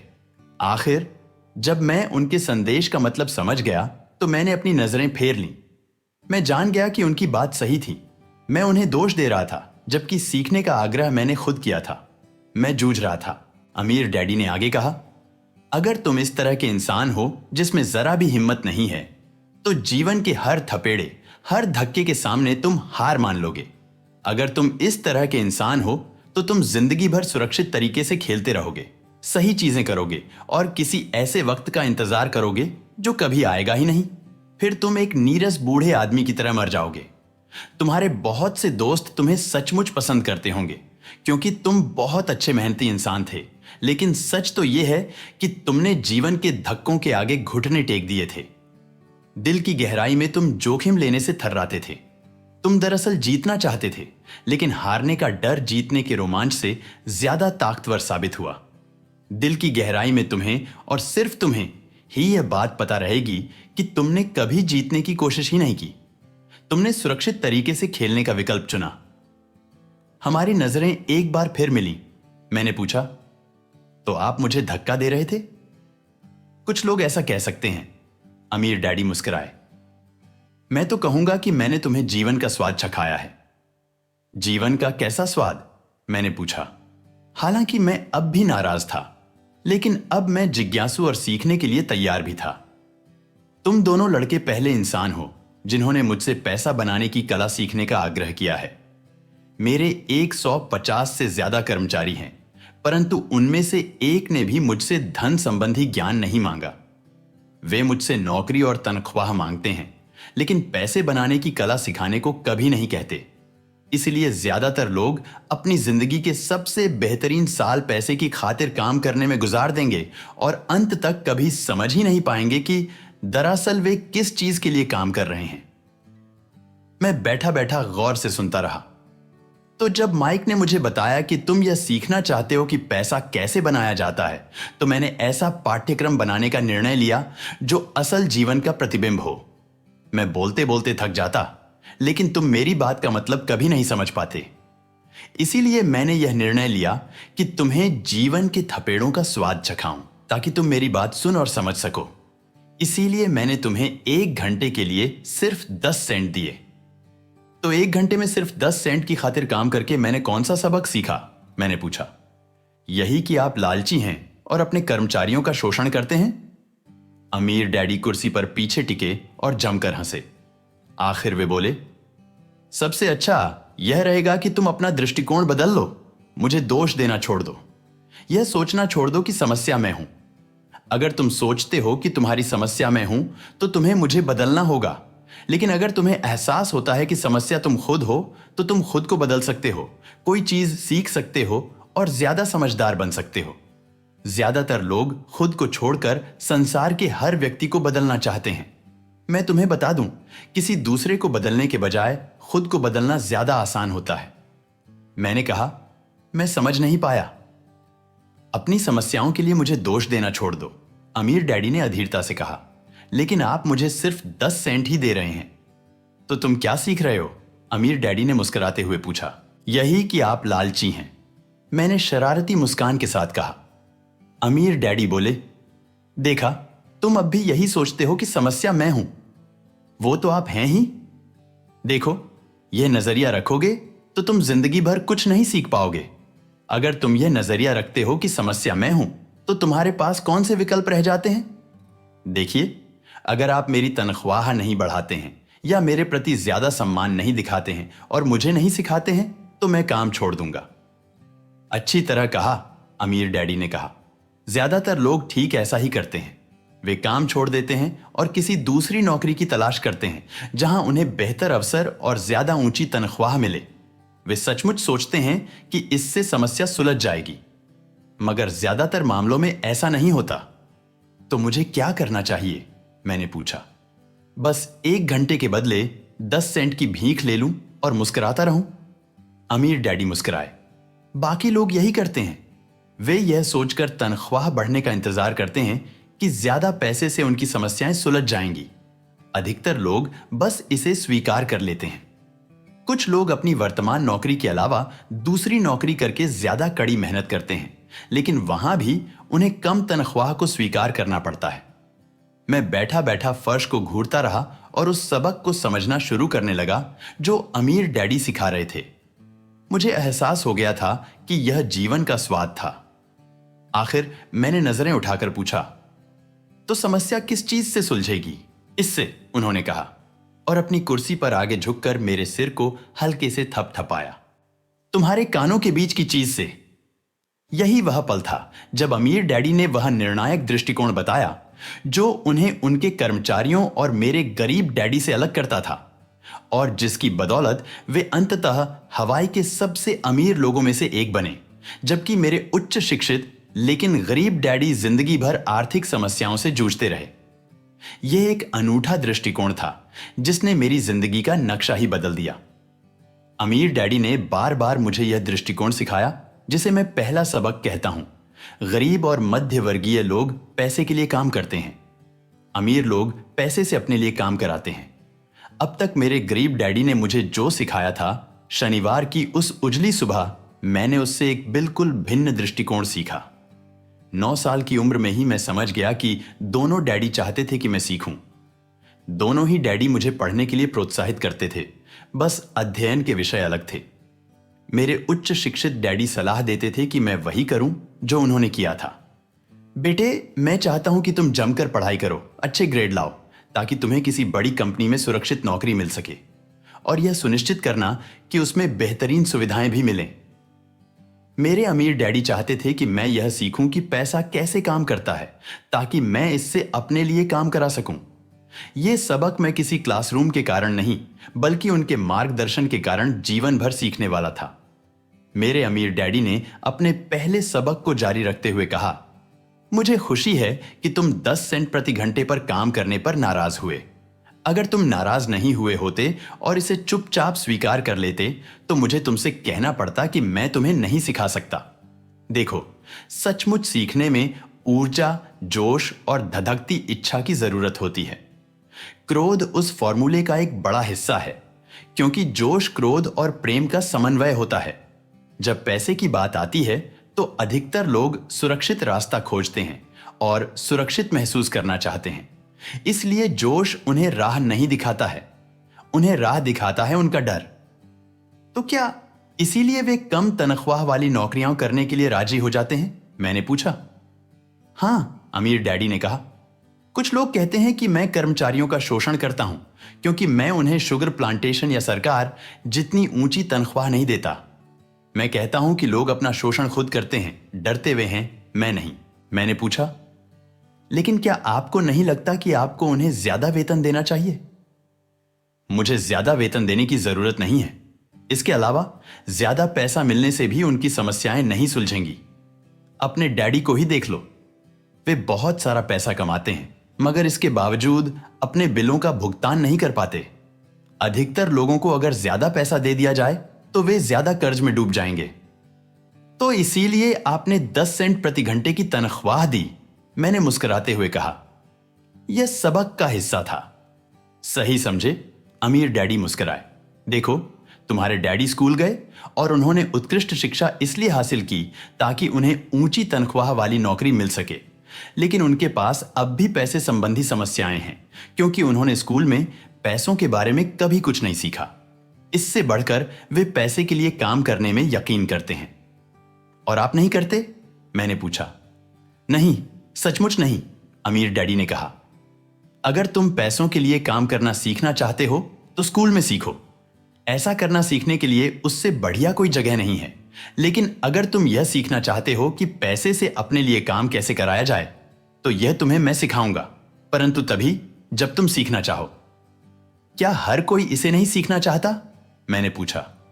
नहीं, अमीर डैडी ने कहा, सिर्फ इसलिए क्योंकि पैसे के लिए काम करना सीखना ज्यादा आसान होता है, खासतौर पर अगर धन संबंधी मामलों में डर तुम्हारा मूल भाव हो। मैं समझ नहीं पाया, मैंने त्योरी चढ़ाकर कहा। हाल फिलहाल उसकी चिंता मत करो, बस इतना जान लो कि यह डर होता है जिसकी वजह से ज्यादातर लोग नौकरी करते रहते हैं। अपने बिल ना चुका पाने का डर, नौकरी से निकाले जाने का डर, पर्याप्त पैसा ना होने का डर और दोबारा शुरुआत करने का डर। यह किसी पेशे या हुनर को सीखने का अध्ययन करने और फिर पैसे के लिए काम करने की कीमत है। अधिकतर लोग पैसे के गुलाम बन जाते हैं और फिर अपने बॉस पर नाराज होते हैं। पैसे से अपने लिए काम कराना सीखना अध्ययन का एक बिल्कुल अलग पाठ्यक्रम है? मैंने पूछा। बिल्कुल, अमीर डैडी ने जवाब दिया। बिल्कुल। हवाई में शनिवार की उस सुहानी सुबह हम खामोशी में बैठे रहे। मेरे मित्रों ने अभी अपना लिटिल लीग बेसबॉल मैच शुरू किया था, लेकिन किसी कारण मैं खुश था कि मैंने 10 सेंट प्रति घंटे पर काम करने का निर्णय लिया था। मुझे एहसास था कि मैं ऐसा कुछ सीखने वाला हूं जो मेरे मित्र स्कूल में कभी नहीं सीख पाएंगे। सीखने के लिए तैयार हो? अमीर डैडी ने पूछा। बिल्कुल, मैंने दांत दिखाते हुए कहा। मैंने अपना वादा निभाया है, मैं तुम्हें दूर से सिखा रहा हूं, मेरे अमीर डैडी ने कहा। 9 साल की उम्र में तुम इस बात का स्वाद चख चुके हो कि पैसे के लिए काम करने में कैसा लगता है। बस अपने आखिरी महीने को 50 साल से गुणा कर लो और तुम्हें इस बात का अंदाजा हो जाएगा कि ज्यादातर लोगों की जिंदगी कैसे गुजरती है। मैं समझ नहीं पाया, मैंने कहा। जब तुम मुझसे मिलने के लिए कतार में इंतजार कर रहे थे, एक बार नौकरी पाने के लिए और दूसरी बार तनख्वाह बढ़वाने के लिए, तब तुम्हें कैसा महसूस हो रहा था? बहुत बुरा, मैंने कहा। अमीर डैडी बोले, अगर तुम पैसे के लिए काम करने का निर्णय लेते हो तो जीवन इसी तरह गुजरेगा। तुम्हें तब कैसा महसूस हुआ था जब मिसेस मार्टिन ने 3 घंटों के काम के बदले में तुम्हारे हाथ में 3 सिक्के रखे थे? मुझे महसूस हुआ था कि यह काफी नहीं है, यह तो कुछ भी नहीं लग रहा था। मैं निराश हुआ था, मैंने कहा। अपनी तनख्वाह को देखकर अधिकतर कर्मचारी ऐसा ही महसूस करते हैं, खासतौर पर जब उसमें से सारे टैक्स और दूसरी कटौतियां कम हो जाती हैं। कम से कम तुम्हें तो 100% तनख्वाह मिली थी। आपका मतलब है कि ज्यादातर कर्मचारियों को पूरी तनख्वाह नहीं मिलती है? मैंने आश्चर्य से पूछा। हे भगवान, नहीं, अमीर डैडी ने कहा। सरकार अपना हिस्सा सबसे पहले ले लेती है। सरकार ऐसा कैसे करती है? मैंने पूछा। टैक्स, अमीर डैडी ने कहा। जब आप कमाते हैं तो आप पर टैक्स लगता है, जब आप खर्च करते हैं तो आप पर टैक्स लगता है, जब आप बचत करते हैं तब आप पर टैक्स लगता है, जब आप मरते हैं तब भी आप पर टैक्स लगता है। लोग सरकार को अपने साथ ऐसा क्यों करने देते हैं? अमीर लोग ऐसा नहीं करने देते, अमीर डैडी ने मुस्कुराते हुए कहा। गरीब और मध्यवर्गीय लोग करने देते हैं। मैं शर्त लगाता हूं कि मैं तुम्हारे डैडी से ज्यादा कमाता हूं, लेकिन वे मुझसे ज्यादा टैक्स देते हैं। ऐसा कैसे हो सकता है? मैंने पूछा। उस उम्र में मुझे इसमें जरा भी समझदारी नजर नहीं आई थी। कोई सरकार को अपने साथ ऐसा क्यों करने देता है? अमीर डैडी अपनी कुर्सी पर धीरे धीरे खामोशी में हिल रहे थे और बस मेरी ओर देख रहे थे। उन्होंने पूछा, सीखने के लिए तैयार हो? मैंने अपना सिर धीमे से हिलाया। जैसा मैंने कहा था, सीखने को बहुत कुछ है। पैसे से अपने लिए काम कैसे कराया जाए, यह सीखना जिंदगी भर चलता है। ज्यादातर लोग 4 साल तक कॉलेज जाते हैं और फिर उनकी पढ़ाई खत्म हो जाती है। मैं पहले से ही जानता हूं कि पैसे का मेरा अध्ययन जीवन भर चलेगा, सिर्फ इसलिए क्योंकि मैं जितना ज्यादा जानता हूं, मुझे उतना ही अधिक पता लगता है कि मुझे आगे क्या जानने की जरूरत है। अधिकतर लोग इस विषय का कभी अध्ययन ही नहीं करते हैं। वे नौकरी करने जाते हैं, अपनी तनख्वाह लेते हैं, अपनी चेकबुक को बैलेंस करते हैं और बात खत्म हो जाती है। फिर वे आश्चर्य करते हैं कि उनके सामने पैसे संबंधी समस्याएं क्यों आती हैं। वे सोचते हैं कि ज्यादा पैसों से उनकी समस्या हल हो जाएगी और उन्हें एहसास ही नहीं होता कि असली समस्या यह है कि उनमें वित्तीय शिक्षा का अभाव है। तो मेरे डैडी के पास टैक्स संबंधी समस्याएं इसलिए हैं क्योंकि उन्हें पैसे की समझ नहीं है? मैंने पूछा और मैं दुविधाग्रस्त था। देखो, अमीर डैडी ने कहा, पैसे से अपने लिए काम कैसे कराया जाए, टैक्स तो यह सीखने का सिर्फ एक छोटा सा हिस्सा है। आज मैं बस यह पता लगाना चाहता था कि क्या तुम में अब भी पैसे के बारे में सीखने की प्रबल इच्छा है या नहीं। अधिकतर लोगों में यह नहीं होती है। वे बस स्कूल जाना चाहते हैं, कोई पेशा सीखना चाहते हैं, अपनी नौकरी में मजे करना चाहते हैं और ढेर सारे पैसे कमाना चाहते हैं। एक दिन वे तब जागते हैं जब उनके सामने पैसे की बड़ी समस्याएं खड़ी होती हैं और इसके बाद वे जीवन में कभी नौकरी करना नहीं छोड़ सकते। पैसे के लिए काम करने की यही कीमत होती है और उन्हें यह कीमत चुकानी पड़ती है। यदि वे पैसे से अपने लिए काम कराना सीख लेते तो उनके सामने यह समस्या आती ही नहीं। तो तुम में अब भी सीखने का जोश है? अमीर डैडी ने पूछा। मैंने अपना सिर हिला दिया। अच्छी बात है, अमीर डैडी ने कहा। अब काम पर चल दो। इस बार मैं तुम्हें कोई तनख्वाह नहीं दूंगा। क्या? मैंने हैरानी में पूछा। तुमने मेरी बात सुन ली। तनख्वाह बंद। तुम हर शनिवार को 3 घंटे उसी तरह काम करोगे, लेकिन इस बार तुम्हें 10 सेंट प्रति घंटे की तनख्वाह नहीं मिलेगी। तुमने कहा था कि तुम पैसे के लिए काम ना करना सीखना चाहते हो, इसलिए मैं तुम्हें कोई तनख्वाह नहीं दे रहा हूं। मैं जो सुन रहा था उस पर यकीन नहीं कर पाया। मैंने माइक से बातचीत कर ली है और उसने मुफ्त में काम शुरू कर दिया है। वह सामान के डिब्बों की धूल साफ कर रहा है और उन्हें करीने से जमा रहा है। बेहतर होगा कि तुम भी जल्दी से वहां पहुंचकर काम शुरू कर दो। यह ठीक नहीं है, मैं चिल्लाया। आपको मुझे कुछ ना कुछ तनख्वाह तो देनी चाहिए। तुमने कहा था कि तुम सीखना चाहते हो। अगर तुम यह बात अभी नहीं सीखोगे तो बड़े होकर तुम मेरे लिविंग रूम में बैठी 2 महिलाओं और उस बूढ़े आदमी जैसे बन जाओगे जो पैसे के लिए काम कर रहे हैं और यह उम्मीद कर रहे हैं कि मैं उन्हें नौकरी से ना निकालूं। या फिर तुम अपने डैडी की तरह बन जाओगे जो पैसे तो बहुत कमाते हैं लेकिन गले तक कर्ज में डूबे हैं और यह उम्मीद कर रहे हैं कि ज्यादा पैसे से उनकी समस्या सुलझ जाएगी। अगर तुम यही चाहते हो तो मैं एक बार फिर 10 सेंट प्रति घंटे के अपने पुराने वादे पर लौटने को तैयार हूं। या तुम वह कर सकते हो जो ज्यादातर लोग करते हैं, शिकायत करो कि तनख्वाह कम है और तुम यह नौकरी छोड़कर किसी दूसरी नौकरी की तलाश शुरू कर दो। मुझे समझ में नहीं आ रहा है कि मैं क्या करूं, मैंने पूछा। अमीर डैडी मेरे सिर थपथपाकर बोले, इसका इस्तेमाल करो। अगर तुम इसका अच्छा इस्तेमाल करते हो तो तुम जल्दी ही मुझे धन्यवाद दोगे कि मैंने तुम्हें एक अवसर दिया और एक दिन तुम अमीर बन जाओगे। मैं वहां खड़ा रहा। मुझे अब भी यकीन नहीं हो रहा था कि मुझे कितना घटिया विकल्प दिया जा रहा था। मैं तनख्वाह बढ़वाने आया था और इसके बजाय अब मैं मुफ्त में काम करने वाला था। अमीर डैडी एक बार फिर मेरा सिर थपथपाकर बोले, इसका इस्तेमाल करो। अब यहां से जाओ और अपने काम में जुट जाओ। सबक 1, अमीर लोग पैसे के लिए काम नहीं करते। मैंने अपने गरीब डैडी को यह नहीं बताया कि अब मैं मुफ्त में काम कर रहा हूं। उन्हें यह बात समझ में नहीं आती। जाहिर है मैं उन्हें वह बात समझाने की कोशिश भी नहीं करना चाहता था जिसे मैं खुद नहीं समझ पाया था। अगले 3 सप्ताह तक माइक और मैं हर शनिवार मुफ्त में 3 घंटे काम करते रहे। काम से मुझे दिक्कत नहीं थी और वक्त गुजरने के साथ दिनचर्या ज्यादा आसान हो गई, लेकिन मुझे बेसबॉल मैच चूकने का मलाल था और कॉमिक बुक्स ना खरीद पाने का अफसोस था। तीसरे सप्ताह की दोपहर को अमीर डैडी वहां आए। हमने उनके ट्रक के पार्किंग में रुकने और इंजन बंद होने की आवाज सुनी। वे स्टोर में दाखिल हुए और मिसेस मार्टिन को गले लगाकर उनका अभिवादन किया। स्टोर के हाल चाल पता करने के बाद वे आइसक्रीम फ्रीजर के पास गए। उसमें से 2 आइसक्रीम निकाली, उनकी कीमत चुकाई और माइक तथा मुझे इशारा किया, आओ घूमने चलते हैं बच्चों। हमने सड़क पार की और कुछ कारों से बचते बचाते एक बड़े घास भरे मैदान के पार गए जहां कुछ वयस्क सॉफ्टबॉल खेल रहे थे। वहां की इकलौती पिकनिक टेबल पर बैठकर उन्होंने माइक और मुझे आइसक्रीम थमा दी। कैसा चल रहा है बच्चों? ठीक है, माइक ने कहा। मैंने सहमति में सिर हिलाया। अमीर डैडी ने पूछा, अब तक कुछ नहीं सीखा? माइक और मैंने एक दूसरे की तरफ देखा, अपने कंधे उचकाए और अपने सिर एक साथ हिला दिए। जीवन के एक बहुत बड़े जाल से बचना। देखो, अच्छा यही रहेगा कि तुम लोग सोचना शुरू कर दो। तुम जीवन के एक बहुत बड़े सबक के सामने खड़े हो। अगर तुम इसे सीख लेते हो तो तुम भारी स्वतंत्रता और सुरक्षित जीवन का आनंद लोगे। अगर तुम इसे नहीं सीखते हो तो तुम मिसेस मार्टिन और इस पार्क में सॉफ्टबॉल खेलने वाले अधिकतर लोगों जैसे बन जाओगे।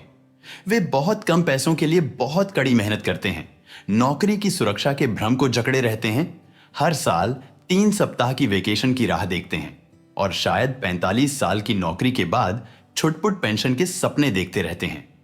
अगर ऐसा जीवन जीने से तुम रोमांचित हो जाते हो तो मैं तुम्हारी तनख्वाह बढ़ाकर 25 सेंट प्रति घंटा कर दूंगा।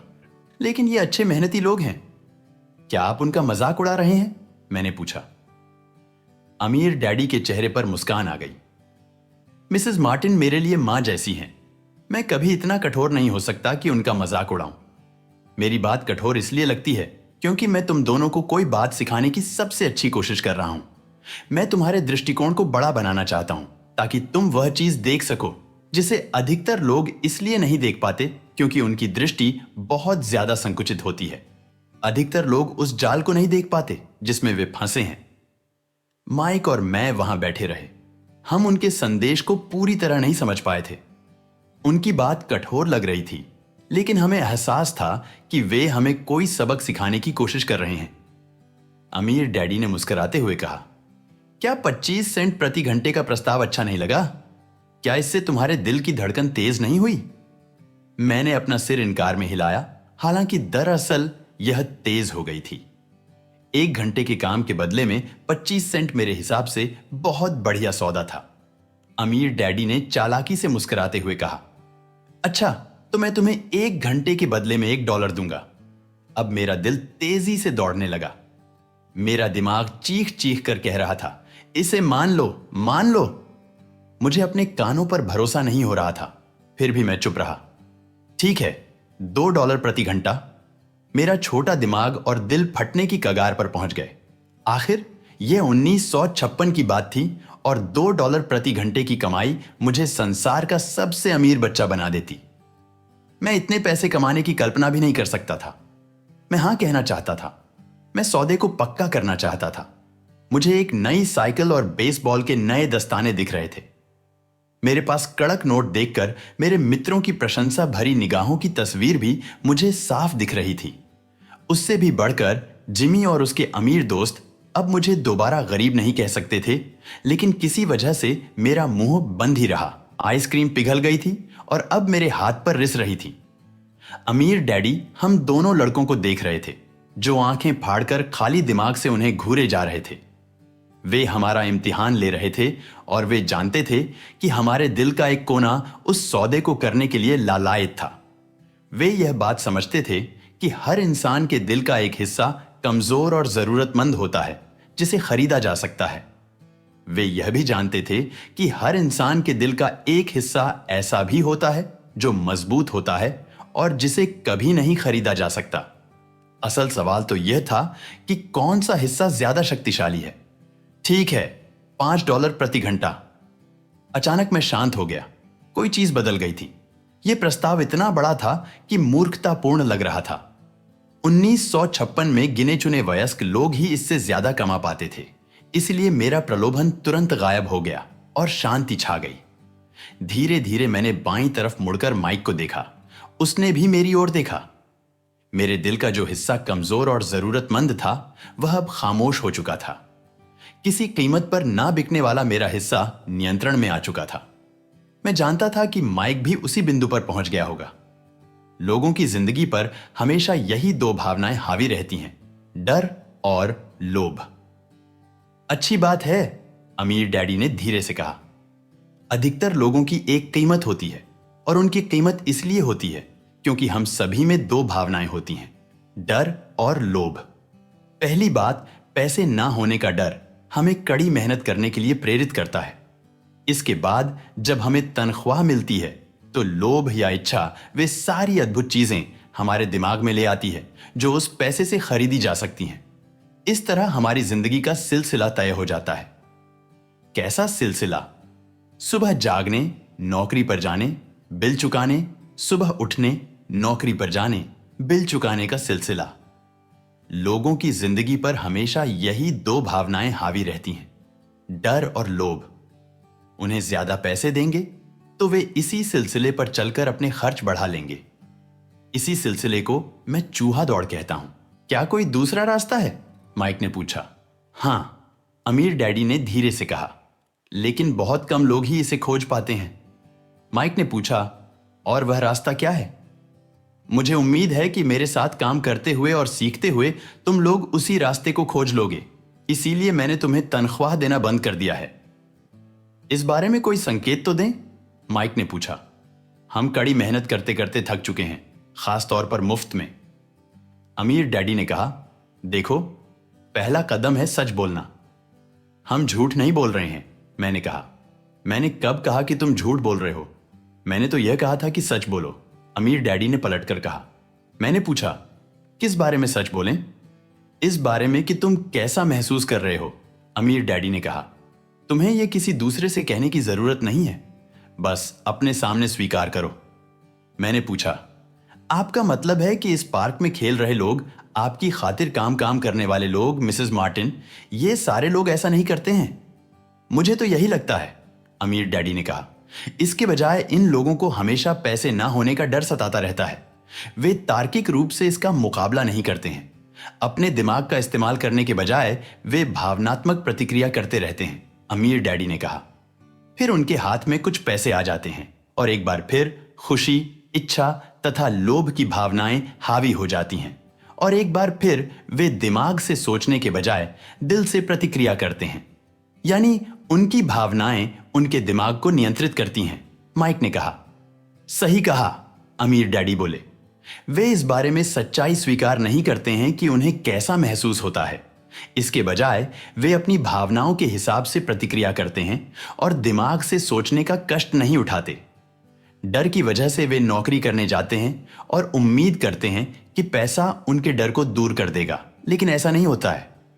यह डर उन्हें सताता रहता है, इसलिए वे दोबारा नौकरी करने जाते हैं, एक बार फिर उम्मीद करते हैं कि पैसा उनके डर को दूर कर देगा, लेकिन एक बार फिर यह ऐसा नहीं करता है। डर की वजह से ही वे काम करने, पैसे कमाने, काम करने, पैसे कमाने के जाल में फंसे रहते हैं और यह उम्मीद करते रहते हैं कि डर दूर चला जाएगा, लेकिन हर दिन जब वे उठते हैं तो वही पुराना डर भी उनके साथ उठता है। वही पुराना डर लाखों लोगों को सारी रात जगाए रखता है और उनकी रातें उथल पुथल और चिंता भरी होती हैं। इसलिए वे उठते हैं, नौकरी करने जाते हैं और उम्मीद करते हैं कि तनख्वाह उनके दिल को कुतरने वाले डर को मार डालेगी। पैसा ही दरअसल उनके जीवन को चला रहा है, लेकिन वे इस बारे में कभी सच नहीं बोलते हैं। पैसे ने उनकी भावनाओं पर कब्जा कर लिया है और उनके दिलों पर भी। यह कहने के बाद अमीर डैडी खामोशी से बैठे रहे ताकि उनके शब्दों में छिपा संदेश हमारे दिमाग के अंदर चला जाए। माइक और मैंने उनकी बातें सुनी तो थीं, लेकिन उनका मतलब हमें पूरी तरह समझ नहीं आया था। मैं तो बस इतना जानता था कि मैं अक्सर हैरान होता था कि वयस्क लोगों को ऑफिस जाने की इतनी जल्दी क्यों होती है। उन्हें अपनी नौकरी में खास मजा नहीं आता था और वे कभी ज्यादा खुश भी नहीं दिखते थे, लेकिन कोई चीज थी जो उन्हें जल्दी ऑफिस जाने के लिए प्रेरित करती थी। जब अमीर डैडी को एहसास हो गया कि हम उनकी बातें जितनी समझ सकते थे उतनी हमने समझ ली हैं, तो उन्होंने आगे कहा, मैं चाहता हूं कि तुम लोग इस जाल से बच जाओ। दरअसल मैं तुम्हें यही सिखाना चाहता हूं, सिर्फ अमीर नहीं बनना, क्योंकि अमीर बनने से समस्या नहीं सुलझती है। अमीर बनने से समस्या नहीं सुलझती है? मैंने हैरानी में पूछा। बिल्कुल नहीं, इससे समस्या नहीं सुलझती है। मुझे दूसरी भावना को स्पष्ट करने दें, इच्छा। कुछ लोग इसे लोभ कहते हैं, लेकिन मैं इच्छा कहना ज्यादा पसंद करता हूं। किसी बेहतर, अधिक सुंदर, अधिक मजेदार या रोमांचक चीज की इच्छा करना बिल्कुल सामान्य है। इच्छा की वजह से भी लोग पैसे के लिए काम करते हैं। वे उस खुशी के लिए पैसा चाहते हैं जो उनके हिसाब से पैसे से खरीदी जा सकती है, लेकिन पैसा जो खुशी देता है वह अक्सर अल्पकालीन होती है। इसलिए उन्हें अधिक खुशी, अधिक आनंद, अधिक आराम और अधिक सुरक्षा हासिल करने के लिए ज्यादा पैसे की जरूरत महसूस होने लगती है। इसीलिए वे नौकरी करते रहते हैं और सोचते हैं कि पैसा डर और इच्छा की वजह से परेशान उनके दिल को शांत कर देगा, लेकिन पैसा यह नहीं कर सकता। माइक ने पूछा, क्या अमीर भी ऐसा करते हैं? हां, अमीर भी इसमें शामिल हैं, अमीर डैडी ने कहा। वास्तव में बहुत से अमीर लोग इच्छा नहीं डर के कारण अमीर होते हैं। वे मानते हैं कि पैसा होने पर वे गरीबी के डर से आजाद हो जाएंगे, इसलिए वे ढेर सारे पैसे इकट्ठे कर लेते हैं। लेकिन इसके बाद उन्हें पता चलता है कि उनका डर तो और ज्यादा बढ़ गया है। अब उन्हें पैसे गंवाने का डर सताने लगता है। मेरे कुछ मित्र हैं जो काफी पैसे वाले होने के बावजूद नौकरी कर रहे हैं। मैं ऐसे लोगों को जानता हूं जिनके पास कई मिलियन डॉलर हैं, लेकिन वे गरीबी के दिनों में जितना डरते थे, आज उससे ज्यादा डरते हैं। वे दहशत में रहते हैं कि कहीं वे अपनी सारी दौलत ना गंवा बैठें। जिस डर ने उन्हें अमीर बनने के लिए प्रेरित किया था, वह अब और भी बढ़ गया है। उनके दिल का कमजोर और जरूरतमंद हिस्सा दरअसल ज्यादा तेजी से चीख रहा है। वे बड़े मकानों, कारों और ऐशो आराम की जिंदगी को नहीं गंवाना चाहते जिसे पैसे ने उनके लिए खरीदा है। वे इसी चिंता में घुलते रहते हैं कि अगर उनका पैसा चला गया तो उनके मित्र क्या कहेंगे। इसी वजह से कई लोग भावनात्मक रूप से कुंठित और मनोरोगी हैं, हालांकि वे अमीर दिखते हैं और उनके पास पहले से ज्यादा पैसा है। मैंने पूछा, तो क्या गरीब आदमी ज्यादा सुखी होता है? नहीं, मुझे तो ऐसा नहीं लगता, अमीर डैडी ने जवाब दिया। पैसे से दूर भागना भी उतना ही बड़ा पागलपन है जितना कि इस पर आसक्त होना। जैसे उसे किसी ने समझा बुझाकर भेजा हो, उसी समय कस्बे का पागल हमारी टेबल के पास से गुजरा और बड़े कूड़ेदान के पास रुककर उसमें कुछ टटोलने लगा। चर्चा के इस मोड़ पर हम तीनों ने बड़ी रुचि से उसे देखा, हालांकि पहले शायद हम उसे नजरअंदाज करते थे। अमीर डैडी ने अपने पर्स से $1 का नोट निकाला और उस पागल बूढ़े को इशारा करके बुलाया। पैसा देखकर पागल तुरंत पास आ गया। उसने नोट ले लिया।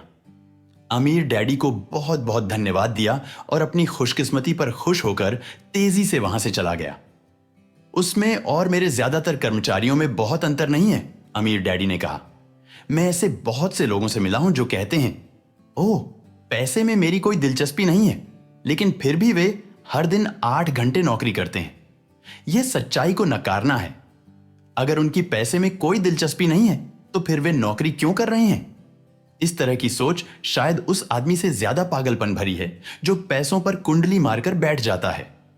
जब मैं वहां अपने अमीर डैडी की बातें सुन रहा था तो मेरे दिमाग में वह बात आ गई जो मेरे खुद के डैडी ने असंख्य बार कही थी, मेरी पैसे में कोई दिलचस्पी नहीं है। वे इन शब्दों को अक्सर कहते रहते थे। वे यह कहकर खुद को हमेशा सुरक्षित कर लेते थे। मैं इसलिए नौकरी करता हूं क्योंकि मैं अपने काम से प्यार करता हूं। तो हम क्या करें? मैंने पूछा। पैसे के लिए तब तक काम ना करें जब तक कि डर और लोभ की भावनाएं पूरी तरह से हमारे दिल से खत्म नहीं हो जाती।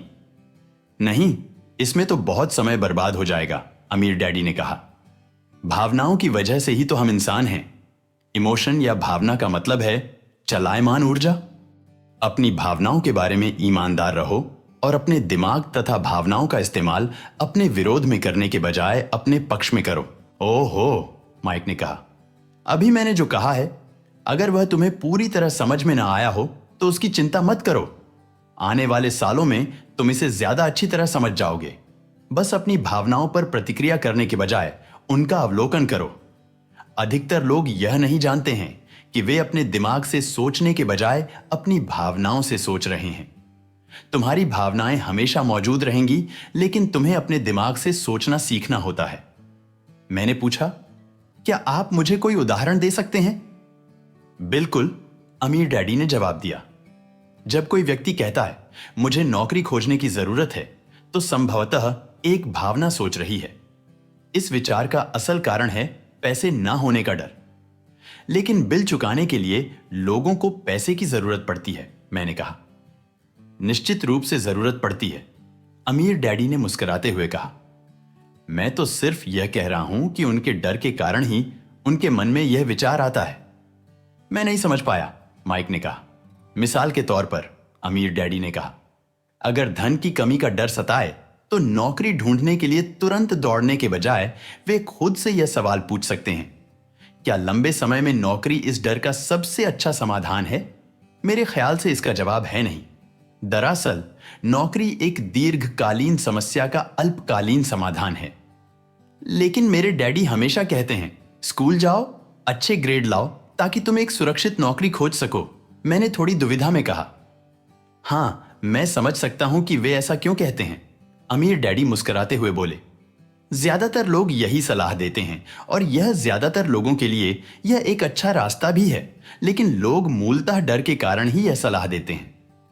आपका मतलब है कि मेरे डैडी ऐसा इसलिए कहते हैं क्योंकि वे डरे हुए हैं? हाँ, अमीर डैडी ने कहा। वे घबराते हैं कि तुम पर्याप्त पैसे नहीं कमा पाओगे और समाज में फिट नहीं हो पाओगे। मुझे गलत मत समझना, वे तुमसे प्यार करते हैं और तुम्हारा भला चाहते हैं। मैं भी शिक्षा और नौकरी को महत्वपूर्ण मानता हूं, लेकिन इससे डर का इलाज नहीं होगा। देखो, जो डर कुछ पैसे कमाने के लिए सुबह उन्हें उठाता है, उसी डर के कारण वे तुम्हारे स्कूल जाने पर इतना ज्यादा जोर दे रहे हैं। मैंने पूछा, तो आप क्या सलाह देते हैं? मैं चाहता हूं कि तुम पैसे की ताकत से घबराने के बजाय उसमें माहिर बनना सीखो। यह स्कूल में नहीं सिखाया जाता है और अगर तुम यह नहीं सीखते हो तो तुम पैसे के गुलाम बन जाते हो। अब यह कुछ समझ में आ रहा था।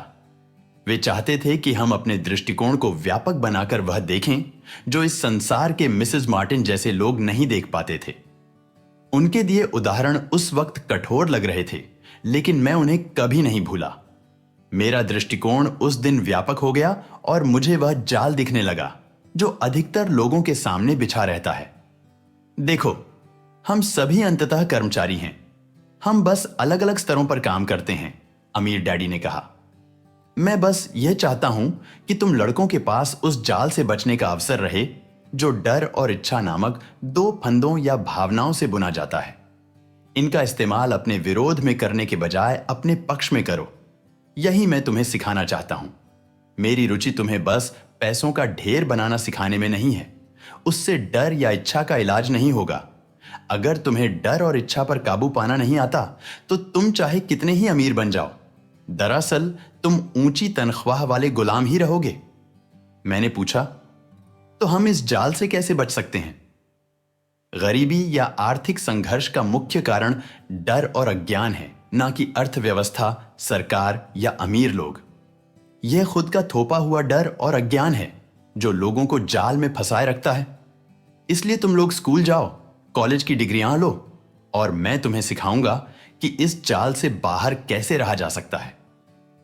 पहेली के टुकड़े अब नजर आने लगे थे। मेरे उच्च शिक्षित डैडी के पास बेहतरीन शिक्षा और बेहतरीन करियर था, लेकिन स्कूल में उन्हें कभी नहीं सिखाया गया था कि धन या इसके बारे में अपने डर का प्रबंधन कैसे किया जाता है। अब मैं समझ गया था कि मैं दोनों डैडियों से अलग अलग परंतु महत्वपूर्ण बातें सीख सकता था। माइक ने पूछा, आपने पैसा ना होने के डर के बारे में बात की थी। पैसे की इच्छा हमारी सोच पर कैसे असर डालती है? जब मैंने तुम्हें तनख्वाह बढ़ाने का लालच दिया था, तब तुम्हें कैसा महसूस हुआ था? क्या तुमने गौर किया था कि तुम्हारी इच्छाएं किस तरह बढ़ रही थीं? हमने सिर हिलाकर हामी भरी, पर तुमने अपनी भावनाओं के सामने घुटने नहीं टेके। तुम लोगों ने अपनी प्रतिक्रियाओं में विलंब किया और इस दौरान तुम्हें सोचने का वक्त मिल गया। यह महत्वपूर्ण है। डर और लोभ की भावनाएं हमेशा हमारे अंदर रहेंगी, लेकिन आज के बाद यह तुम्हारे लिए अनिवार्य है कि तुम इन भावनाओं का इस्तेमाल अपने लाभ के लिए करो, और लंबे समय में यह महत्वपूर्ण है कि तुम भावनाओं को अपने दिमाग पर हावी ना होने दो। ज्यादातर लोग डर और लोभ का इस्तेमाल अपने खिलाफ करते हैं। यह अज्ञानता की शुरुआत है। इच्छा और डर की भावनाओं के कारण ही अधिकतर लोग अपना जीवन तनख्वाह, वेतन वृद्धि और नौकरी की सुरक्षा के पीछे भागने में बिता देते हैं। वे दरअसल सोचते ही नहीं हैं कि भावनाओं से संचालित ये विचार उन्हें किधर ले जा रहे हैं। यह तो वैसा ही है जैसे गाड़ी खींचने वाले किसी गधे का मालिक उसकी नाक के सामने एक गाजर लटका देता है। गधे का मालिक जहां जाना चाहता है वहां पहुंच जाता है, लेकिन गधा तो एक भ्रम का पीछा कर रहा है। कल गधे के सामने एक दूसरी गाजर आ जाएगी और गधा उसका पीछा करने लगेगा। आपका मतलब है कि जिस पल मैंने बेसबॉल के नए दस्ताने, कैंडी और खिलौनों की तस्वीर देखी, वह गधे के सामने लटकी गाजर जैसी है? माइक ने पूछा। हां, और उम्र बढ़ने के साथ साथ तुम्हारे खिलौने भी ज्यादा महंगे होते जाएंगे। अपने दोस्तों को प्रभावित करने के लिए एक नई कार, एक नाव और एक बड़ा मकान, अमीर डैडी ने मुस्कुराते हुए कहा। डर तुम्हें दरवाजे से बाहर धक्का देता है और इच्छा तुम्हें पुकारती है। यही जाल है। माइक ने पूछा, तो इसका जवाब क्या है? डर और इच्छा अज्ञानता की वजह से बढ़ते हैं। इसीलिए अमीर लोगों के पास जितना ज्यादा पैसा होता है, उनका डर भी उतना ही ज्यादा बढ़ता जाता है। पैसा गाजर है, भ्रम है। अगर गधा पूरी तस्वीर देख ले तो वह गाजर का पीछा करने के अपने चयन के बारे में दोबारा सोच सकता है। अमीर डैडी ने आगे समझाया कि इंसान का जीवन अज्ञान और ज्ञान के बीच एक संघर्ष है। उन्होंने समझाया कि एक बार जब कोई इंसान जानकारी और आत्मज्ञान की तलाश बंद कर देता है तो अज्ञानता हावी हो जाती है। यह संघर्ष हर पल होता है और इसीलिए हमें हर पल यह निर्णय लेना सीखना होता है कि हम अपने दिमाग को खुला रखें या बंद। देखो, स्कूल बहुत महत्वपूर्ण है। तुम स्कूल इसलिए जाते हो ताकि समाज के उपयोगी सदस्य बनने के लिए कोई योग्यता या पेशा सीख सको। हर समाज में शिक्षकों, डॉक्टरों, मैकेनिकों, चित्रकारों, रसोइयों, व्यवसायियों, पुलिस अफसरों, आग बुझाने वालों और सिपाहियों की जरूरत होती है। स्कूलों में उन्हें यह सब इसलिए सिखाया जाता है ताकि समाज समृद्ध बन सके, अमीर डैडी ने कहा। दुर्भाग्य से बहुत से लोगों के लिए स्कूल शिक्षा की शुरुआत नहीं, अंत होता है। लंबी खामोशी छाई रही। अमीर डैडी मुस्कुरा रहे थे। उस दिन उन्होंने जो कुछ कहा वह हर बात मुझे तब समझ नहीं आई थी, लेकिन अधिकतर महान शिक्षकों की तरह उनके शब्द भी मुझे बरसों तक सिखाते रहे। मैं आज थोड़ा कठोर रहा हूं, अमीर डैडी ने कहा। उन्होंने आगे कहा, लेकिन मैं चाहता हूं कि तुम लोग यह बातचीत हमेशा याद रखो। मैं चाहता हूं कि तुम लोग हमेशा मिसेस मार्टिन के बारे में सोचो और मैं चाहता हूं कि तुम लोग हमेशा उस गधे को याद रखो। अगर तुम इस बारे में जागरूक नहीं होते हो कि डर और इच्छा की भावनाएं तुम्हारी सोच पर हावी हो रही हैं, तो ये दोनों तुम्हें जीवन के सबसे बड़े जाल में फंसा सकती है।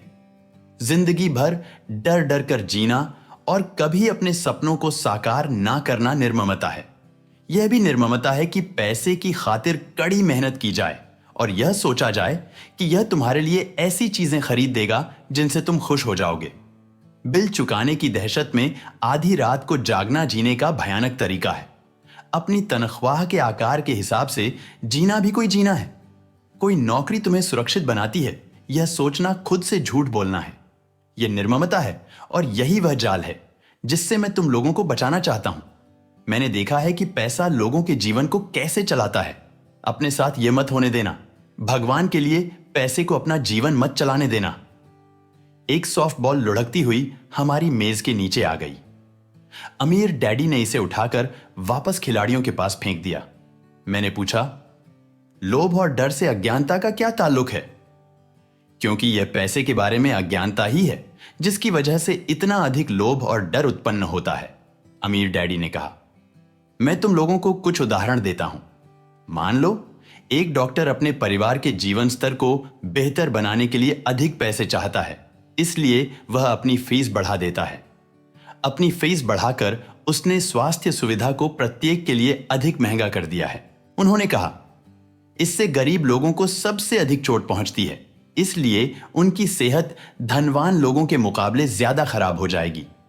चूंकि डॉक्टरों ने अपनी फीस बढ़ा दी है, इसलिए वकील भी अपनी फीस बढ़ा देते हैं। चूंकि वकीलों की फीस बढ़ गई है, इसलिए स्कूल के शिक्षक वेतन वृद्धि चाहते हैं, जिससे हमारे टैक्स बढ़ जाते हैं और इसी तरह सिलसिला चलता रहता है।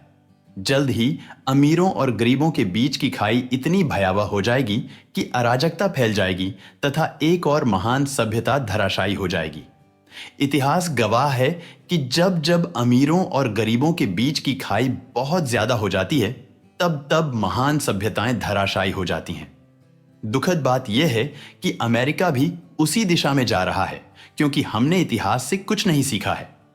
हम ऐतिहासिक तिथियां और नाम तो याद करते हैं, लेकिन सबक नहीं। मैंने पूछा, क्या भाव नहीं बढ़ने चाहिए? किसी शिक्षित समाज में जिसकी सरकार अच्छी तरह चल रही हो, भाव दरअसल कम होने चाहिए।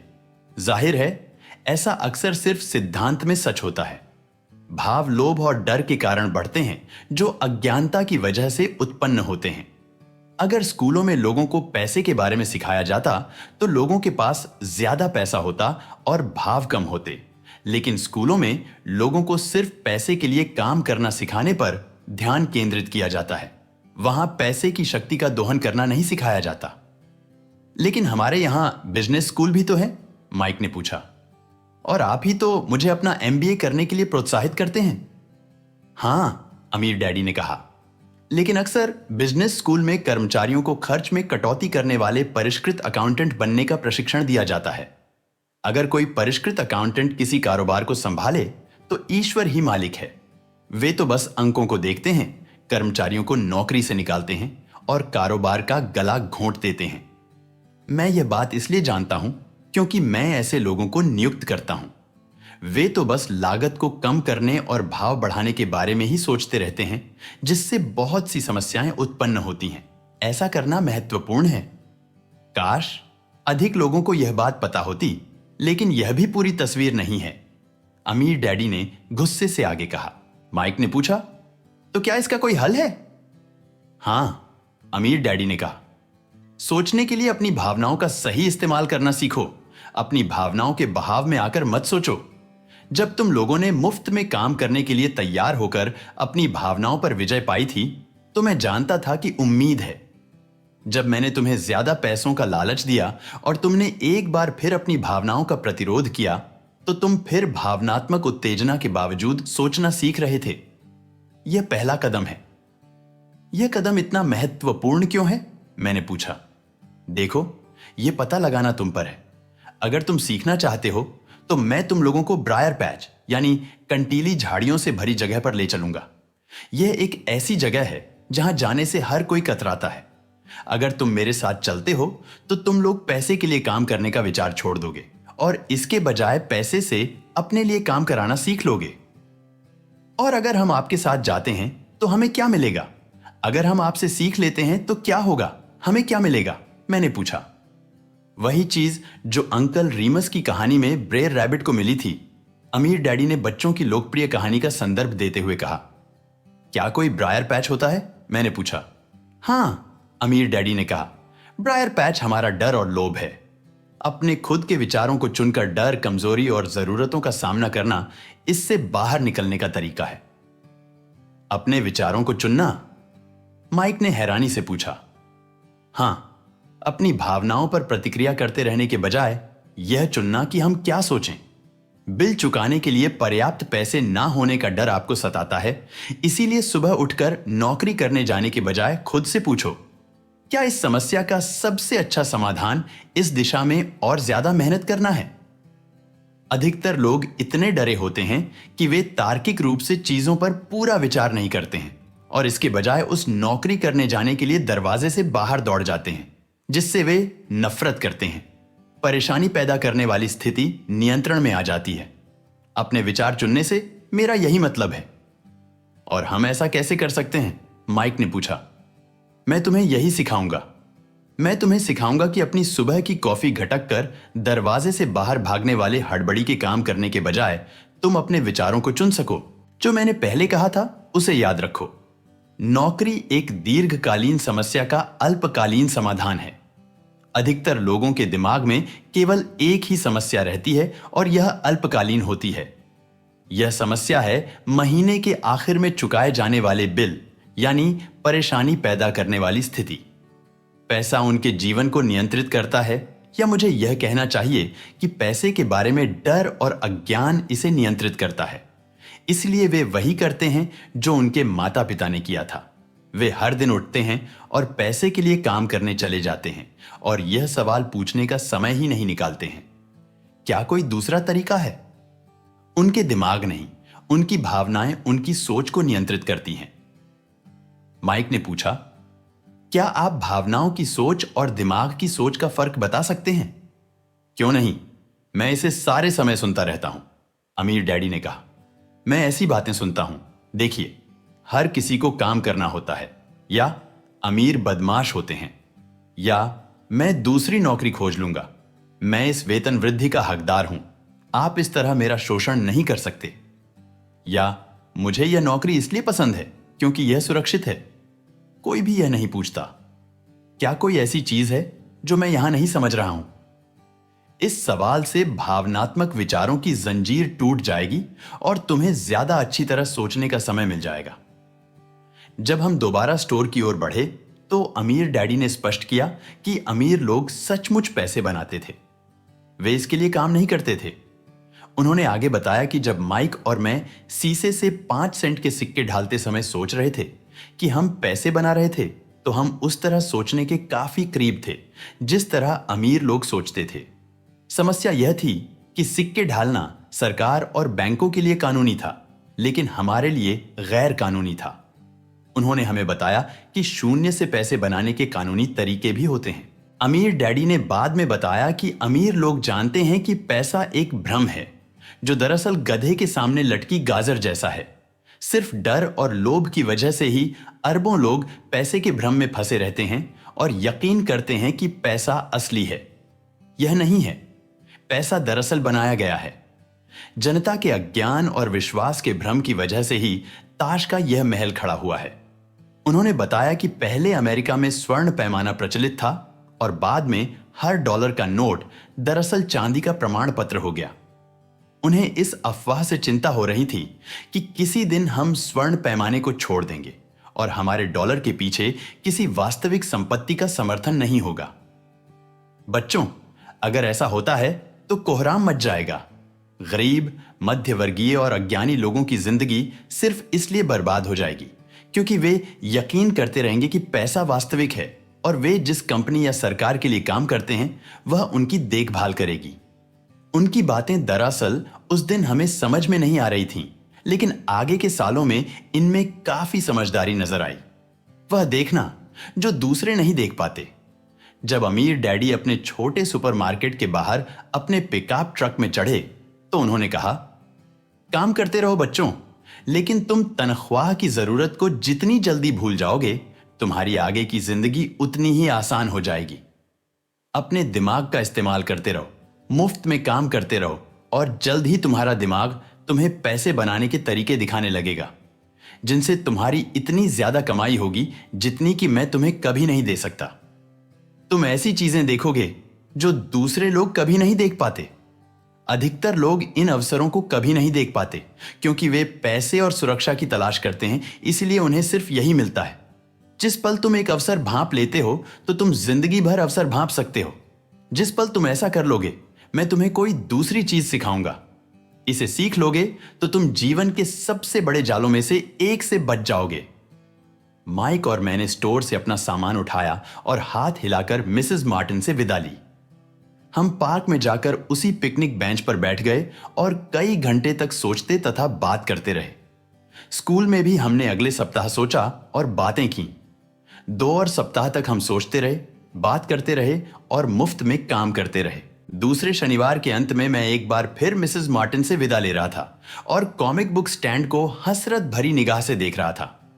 हर शनिवार 30 सेंट ना मिलने के बारे में सबसे दुखद चीज यह थी कि मेरे पास कॉमिक बुक्स खरीदने के लिए कोई पैसा नहीं था। जब मिसेस मार्टिन ने माइक और मुझसे विदा ली तो अचानक मैंने उन्हें एक ऐसी चीज करते देखा जो मैंने उन्हें पहले कभी करते नहीं देखा था।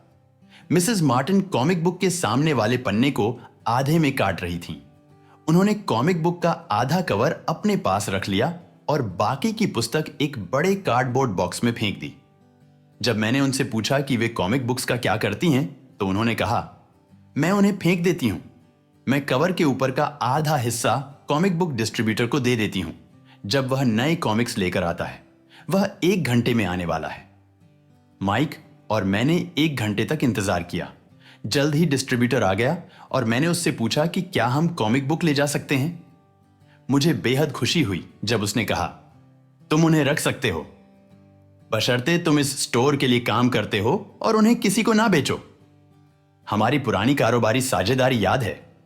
देखिए, माइक और मैंने इसे पुनर्जीवित कर लिया। माइक के बेसमेंट में एक खाली कमरे का इस्तेमाल करते हुए हमने वहां सैकड़ों कॉमिक बुक्स का ढेर लगाना शुरू कर दिया। हमने माइक की छोटी बहन को हेड लाइब्रेरियन नियुक्त कर दिया, जिसे पढ़ने में मजा आता था। वह लाइब्रेरी में आने वाले हर बच्चे से 10 सेंट लेती थी, जो हर दिन स्कूल के बाद 2:30 बजे से 4:30 बजे तक खुली रहती थी। ग्राहक यानी इलाके के बच्चे 2 घंटे में जितनी चाहे उतनी कॉमिक्स पढ़ सकते थे।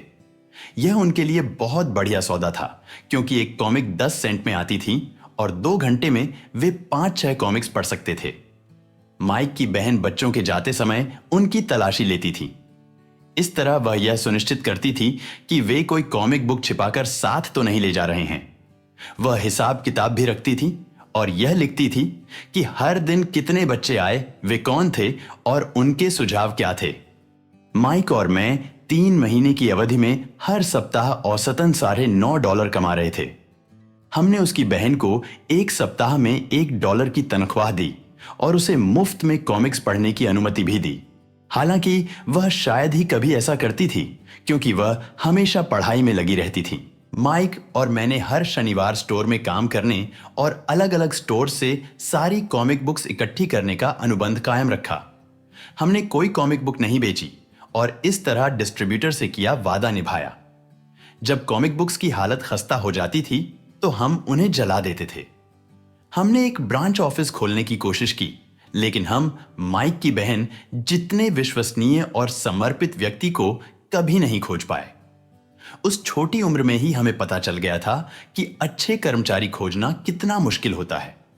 लाइब्रेरी खुलने के 3 महीने बाद वहां लड़ाई हो गई। पड़ोसी इलाके के कुछ बदमाश लड़के जबरदस्ती अंदर घुस आए और झगड़ने लगे।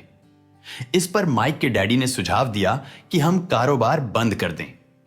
इस तरह हमारा कॉमिक बुक कारोबार बंद हो गया और हमने सुपरमार्केट में शनिवार को काम करना भी छोड़ दिया। लेकिन अमीर डैडी रोमांचित थे, क्योंकि वे हमें नई चीजें सिखाना चाहते थे। वे खुश थे क्योंकि हमने अपना पहला सबक बहुत अच्छी तरह सीख लिया था। हमने पैसे से अपने लिए काम कराना सीख लिया था। सुपरमार्केट में हमें काम के लिए तनख्वाह नहीं मिलती थी, इसलिए पैसे बनाने का अवसर पहचानने के लिए हमें मजबूरन अपनी कल्पना का इस्तेमाल करना पड़ा था। कॉमिक बुक लाइब्रेरी हमारा खुद का कारोबार थी। उसकी बदौलत हम अपनी आर्थिक स्थिति का नियंत्रण खुद कर रहे थे, इसके लिए किसी नियोक्ता पर निर्भर नहीं थे। सबसे अच्छा पहलू यह था कि जब हम वहां शारीरिक दृष्टि से मौजूद नहीं होते थे, तब भी हमारा कारोबार हमारे लिए पैसे उत्पन्न करता था। हमारा पैसा हमारे लिए काम करता था। तनख्वाह देने के बजाय अमीर डैडी ने हमें अनमोल नसीहत दी थी। अध्ययन सत्र अध्याय 1 सबक 1। अमीर लोग पैसे के लिए काम नहीं करते। सार।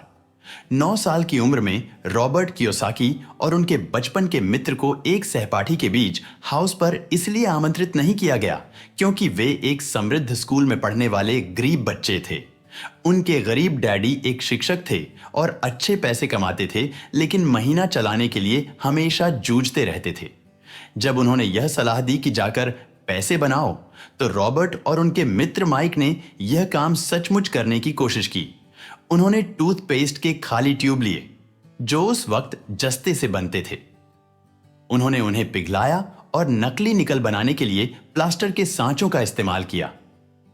रॉबर्ट के डैडी ने उन्हें जल्दी ही सही राह पर पहुंचा दिया। उन्होंने यह सलाह दी कि उन्हें माइक के डैडी से पूछना चाहिए, जिन्होंने कभी 8वें ग्रेड की पढ़ाई पूरी नहीं की थी, लेकिन वे बहुत से सफल व्यवसाय चलाते थे। माइक के डैडी, पुस्तक के अमीर डैडी, उन्हें सिखाने के लिए तैयार हो गए, लेकिन उनकी कुछ शर्तें थीं।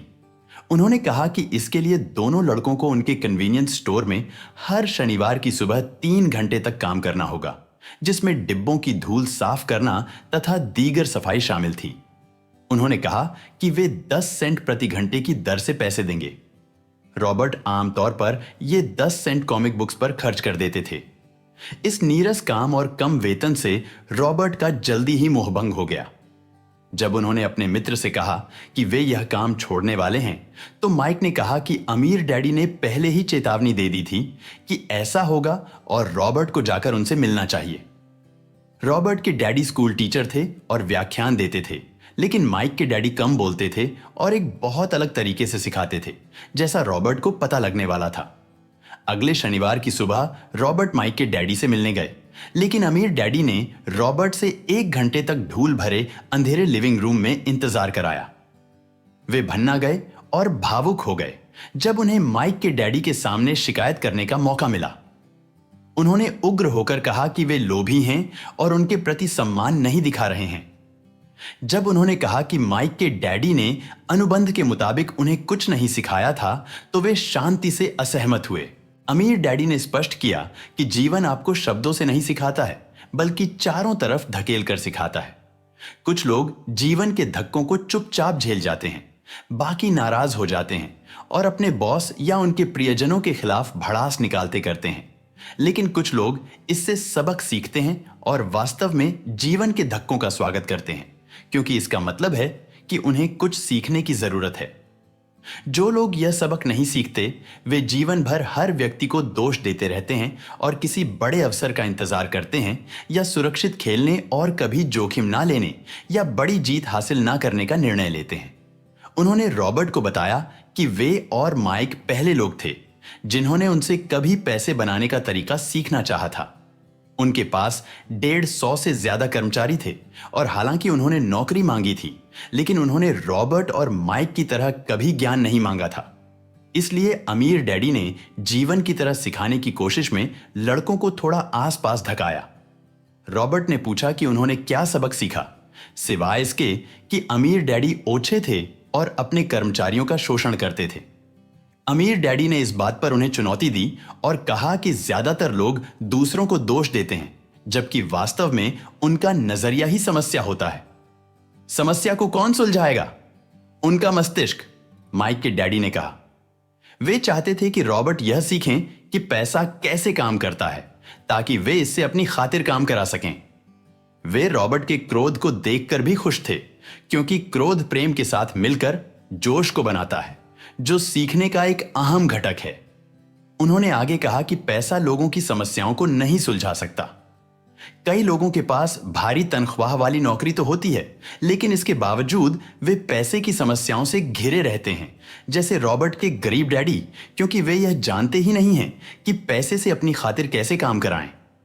उन्होंने कहा कि अगर रॉबर्ट ने यह सबक अभी नहीं सीखा, तो उन्होंने 10 सेंट प्रति घंटे की नौकरी में जो महसूस किया था, यानी निराशा और यह महसूस करना जैसे यह वेतन काफी नहीं था, वैसा ही वे जीवन भर महसूस करते रहेंगे। उन्होंने रॉबर्ट को टैक्स की अवधारणा बताई और यह स्पष्ट किया कि गरीब और मध्य वर्गीय लोग सरकार को उन पर टैक्स लगाने की अनुमति देते हैं, लेकिन अमीर नहीं देते। उन्होंने पूछा कि क्या रॉबर्ट में अब भी सीखने के प्रति जोश था। जब उन्होंने हां कहा, तो अमीर डैडी ने उनसे कहा कि अब वे स्टोर में काम करने के लिए उन्हें पैसे नहीं देंगे। उन्होंने रॉबर्ट से कहा कि वे इसके पीछे का अर्थ निकालने के लिए अपने दिमाग का इस्तेमाल करें। रॉबर्ट और माइक ने 3 सप्ताह तक मुफ्त में काम किया। माइक के डैडी आए और उन्हें बातचीत के लिए बाहर ले गए। उन्होंने पूछा कि क्या उन्होंने अब तक कोई चीज सीखी। वे कुछ नहीं सीख पाए थे। अमीर डैडी ने उन्हें बताया कि अगर वे इस सबक को नहीं सीखते हैं, तो वे ज्यादातर लोगों जैसे होंगे जो जीवन भर कम पैसे के लिए कड़ी मेहनत करते रहते हैं। उन्होंने प्रति घंटे 25 सेंट वेतन का प्रस्ताव रखा, जिसका बच्चों ने प्रतिरोध किया। उन्होंने इसे बढ़ाकर $1 प्रति घंटे कर दिया, फिर $2, लेकिन रॉबर्ट खामोश बने रहे। 1 घंटे के $5 के अंतिम प्रस्ताव, जो उस वक्त एक भारी रकम थी, के बाद रॉबर्ट जान गए कि वे नहीं बिकेंगे। अमीर डैडी ने कहा कि यह अच्छी बात थी कि उनकी कोई कीमत नहीं थी। ज्यादातर लोगों की होती है, क्योंकि डर और लोभ उनके जीवन को नियंत्रित करता है। गरीबी का डर उनसे कड़ी मेहनत कराता है और वेतन कमवाता है, लेकिन एक बार जब उनके पास वेतन आ जाता है, तो लोभवश वे उन तमाम चीजों के बारे में सोचने लगते हैं जिन्हें वे खरीद सकते हैं।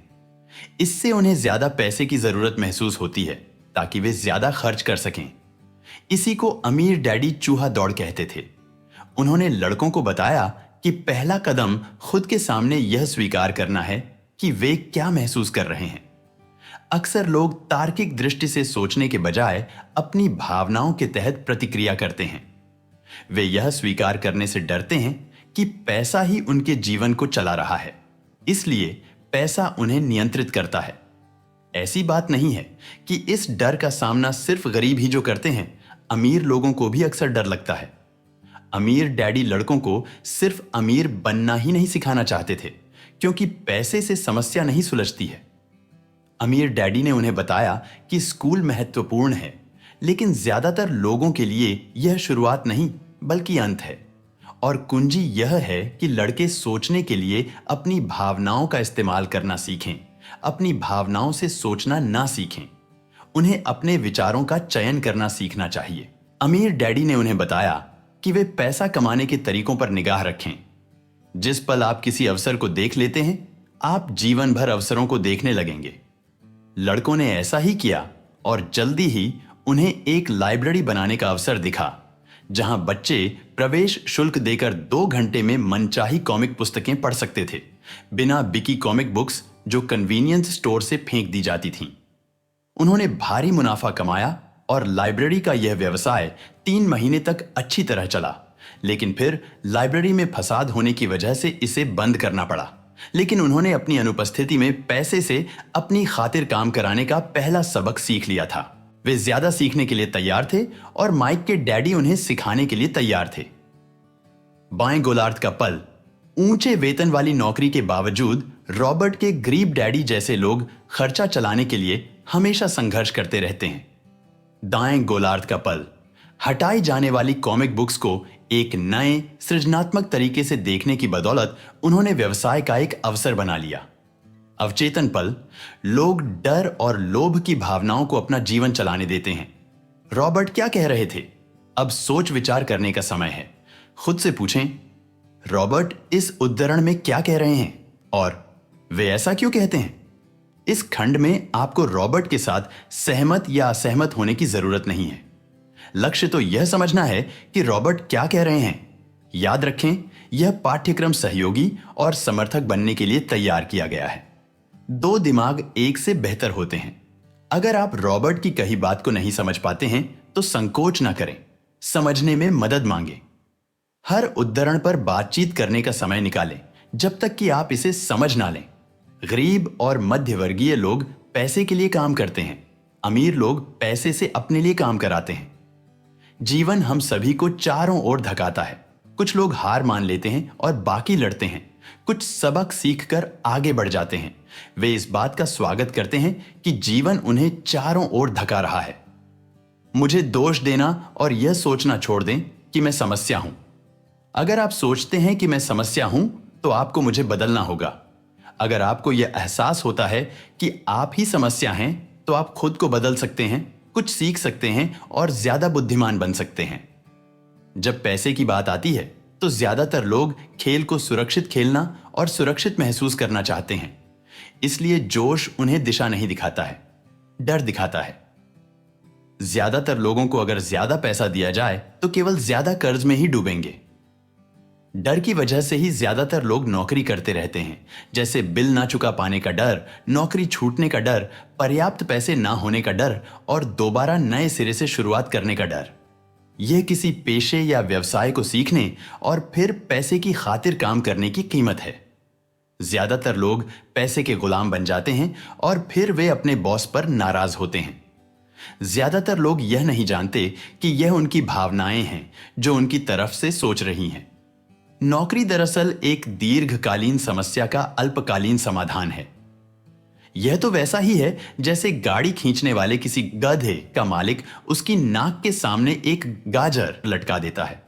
गधे का मालिक तो अपनी मनचाही जगह पर पहुंच जाता है, लेकिन गधा एक भ्रम का पीछा कर रहा है। कल गधे के सामने दूसरी गाजर आ जाएगी और वह उसका पीछा करने लगेगा। अतिरिक्त प्रश्न। अब इस अध्याय में रॉबर्ट की कही बातों की समझ के साथ इसमें बताई कहानियों को खुद पर और अपने जीवन पर लागू करने का समय है। खुद से नीचे दिए प्रश्न पूछें और अपने अध्ययन साझेदार के साथ उन पर विचार विमर्श करें। खुद के साथ और अपने साझेदार के साथ ईमानदार बनें। आप जो जवाब दे रहे हैं, अगर उनमें से कुछ आपको पसंद नहीं आते हैं तो खुद से पूछें कि क्या आप बदलने के लिए तैयार हैं। अपने विचारों तथा मानसिकता को बदलने की चुनौती को स्वीकार करें। 1. रॉबर्ट के गरीब डैडी की पैसे संबंधी नीति कितनी आम है? 2. रॉबर्ट के अमीर डैडी ने कहा था कि सचमुच सीखने में ऊर्जा, जोश और धधकती इच्छा की जरूरत होती है। आपके जीवन में यह कब सच साबित हुआ है? इसके कुछ उदाहरण क्या हैं? वह कौन सा एक सबक है जिसे आप कभी नहीं भूले और क्यों? 3. क्या 10 सेंट प्रति घंटे की भुगतान दर और फिर प्रति घंटे मुफ्त काम करने पर आप भी रॉबर्ट जैसी ही प्रतिक्रिया देते? 4. क्या यह डर है जो ज्यादातर लोगों को नौकरी की ओर धकेलता है?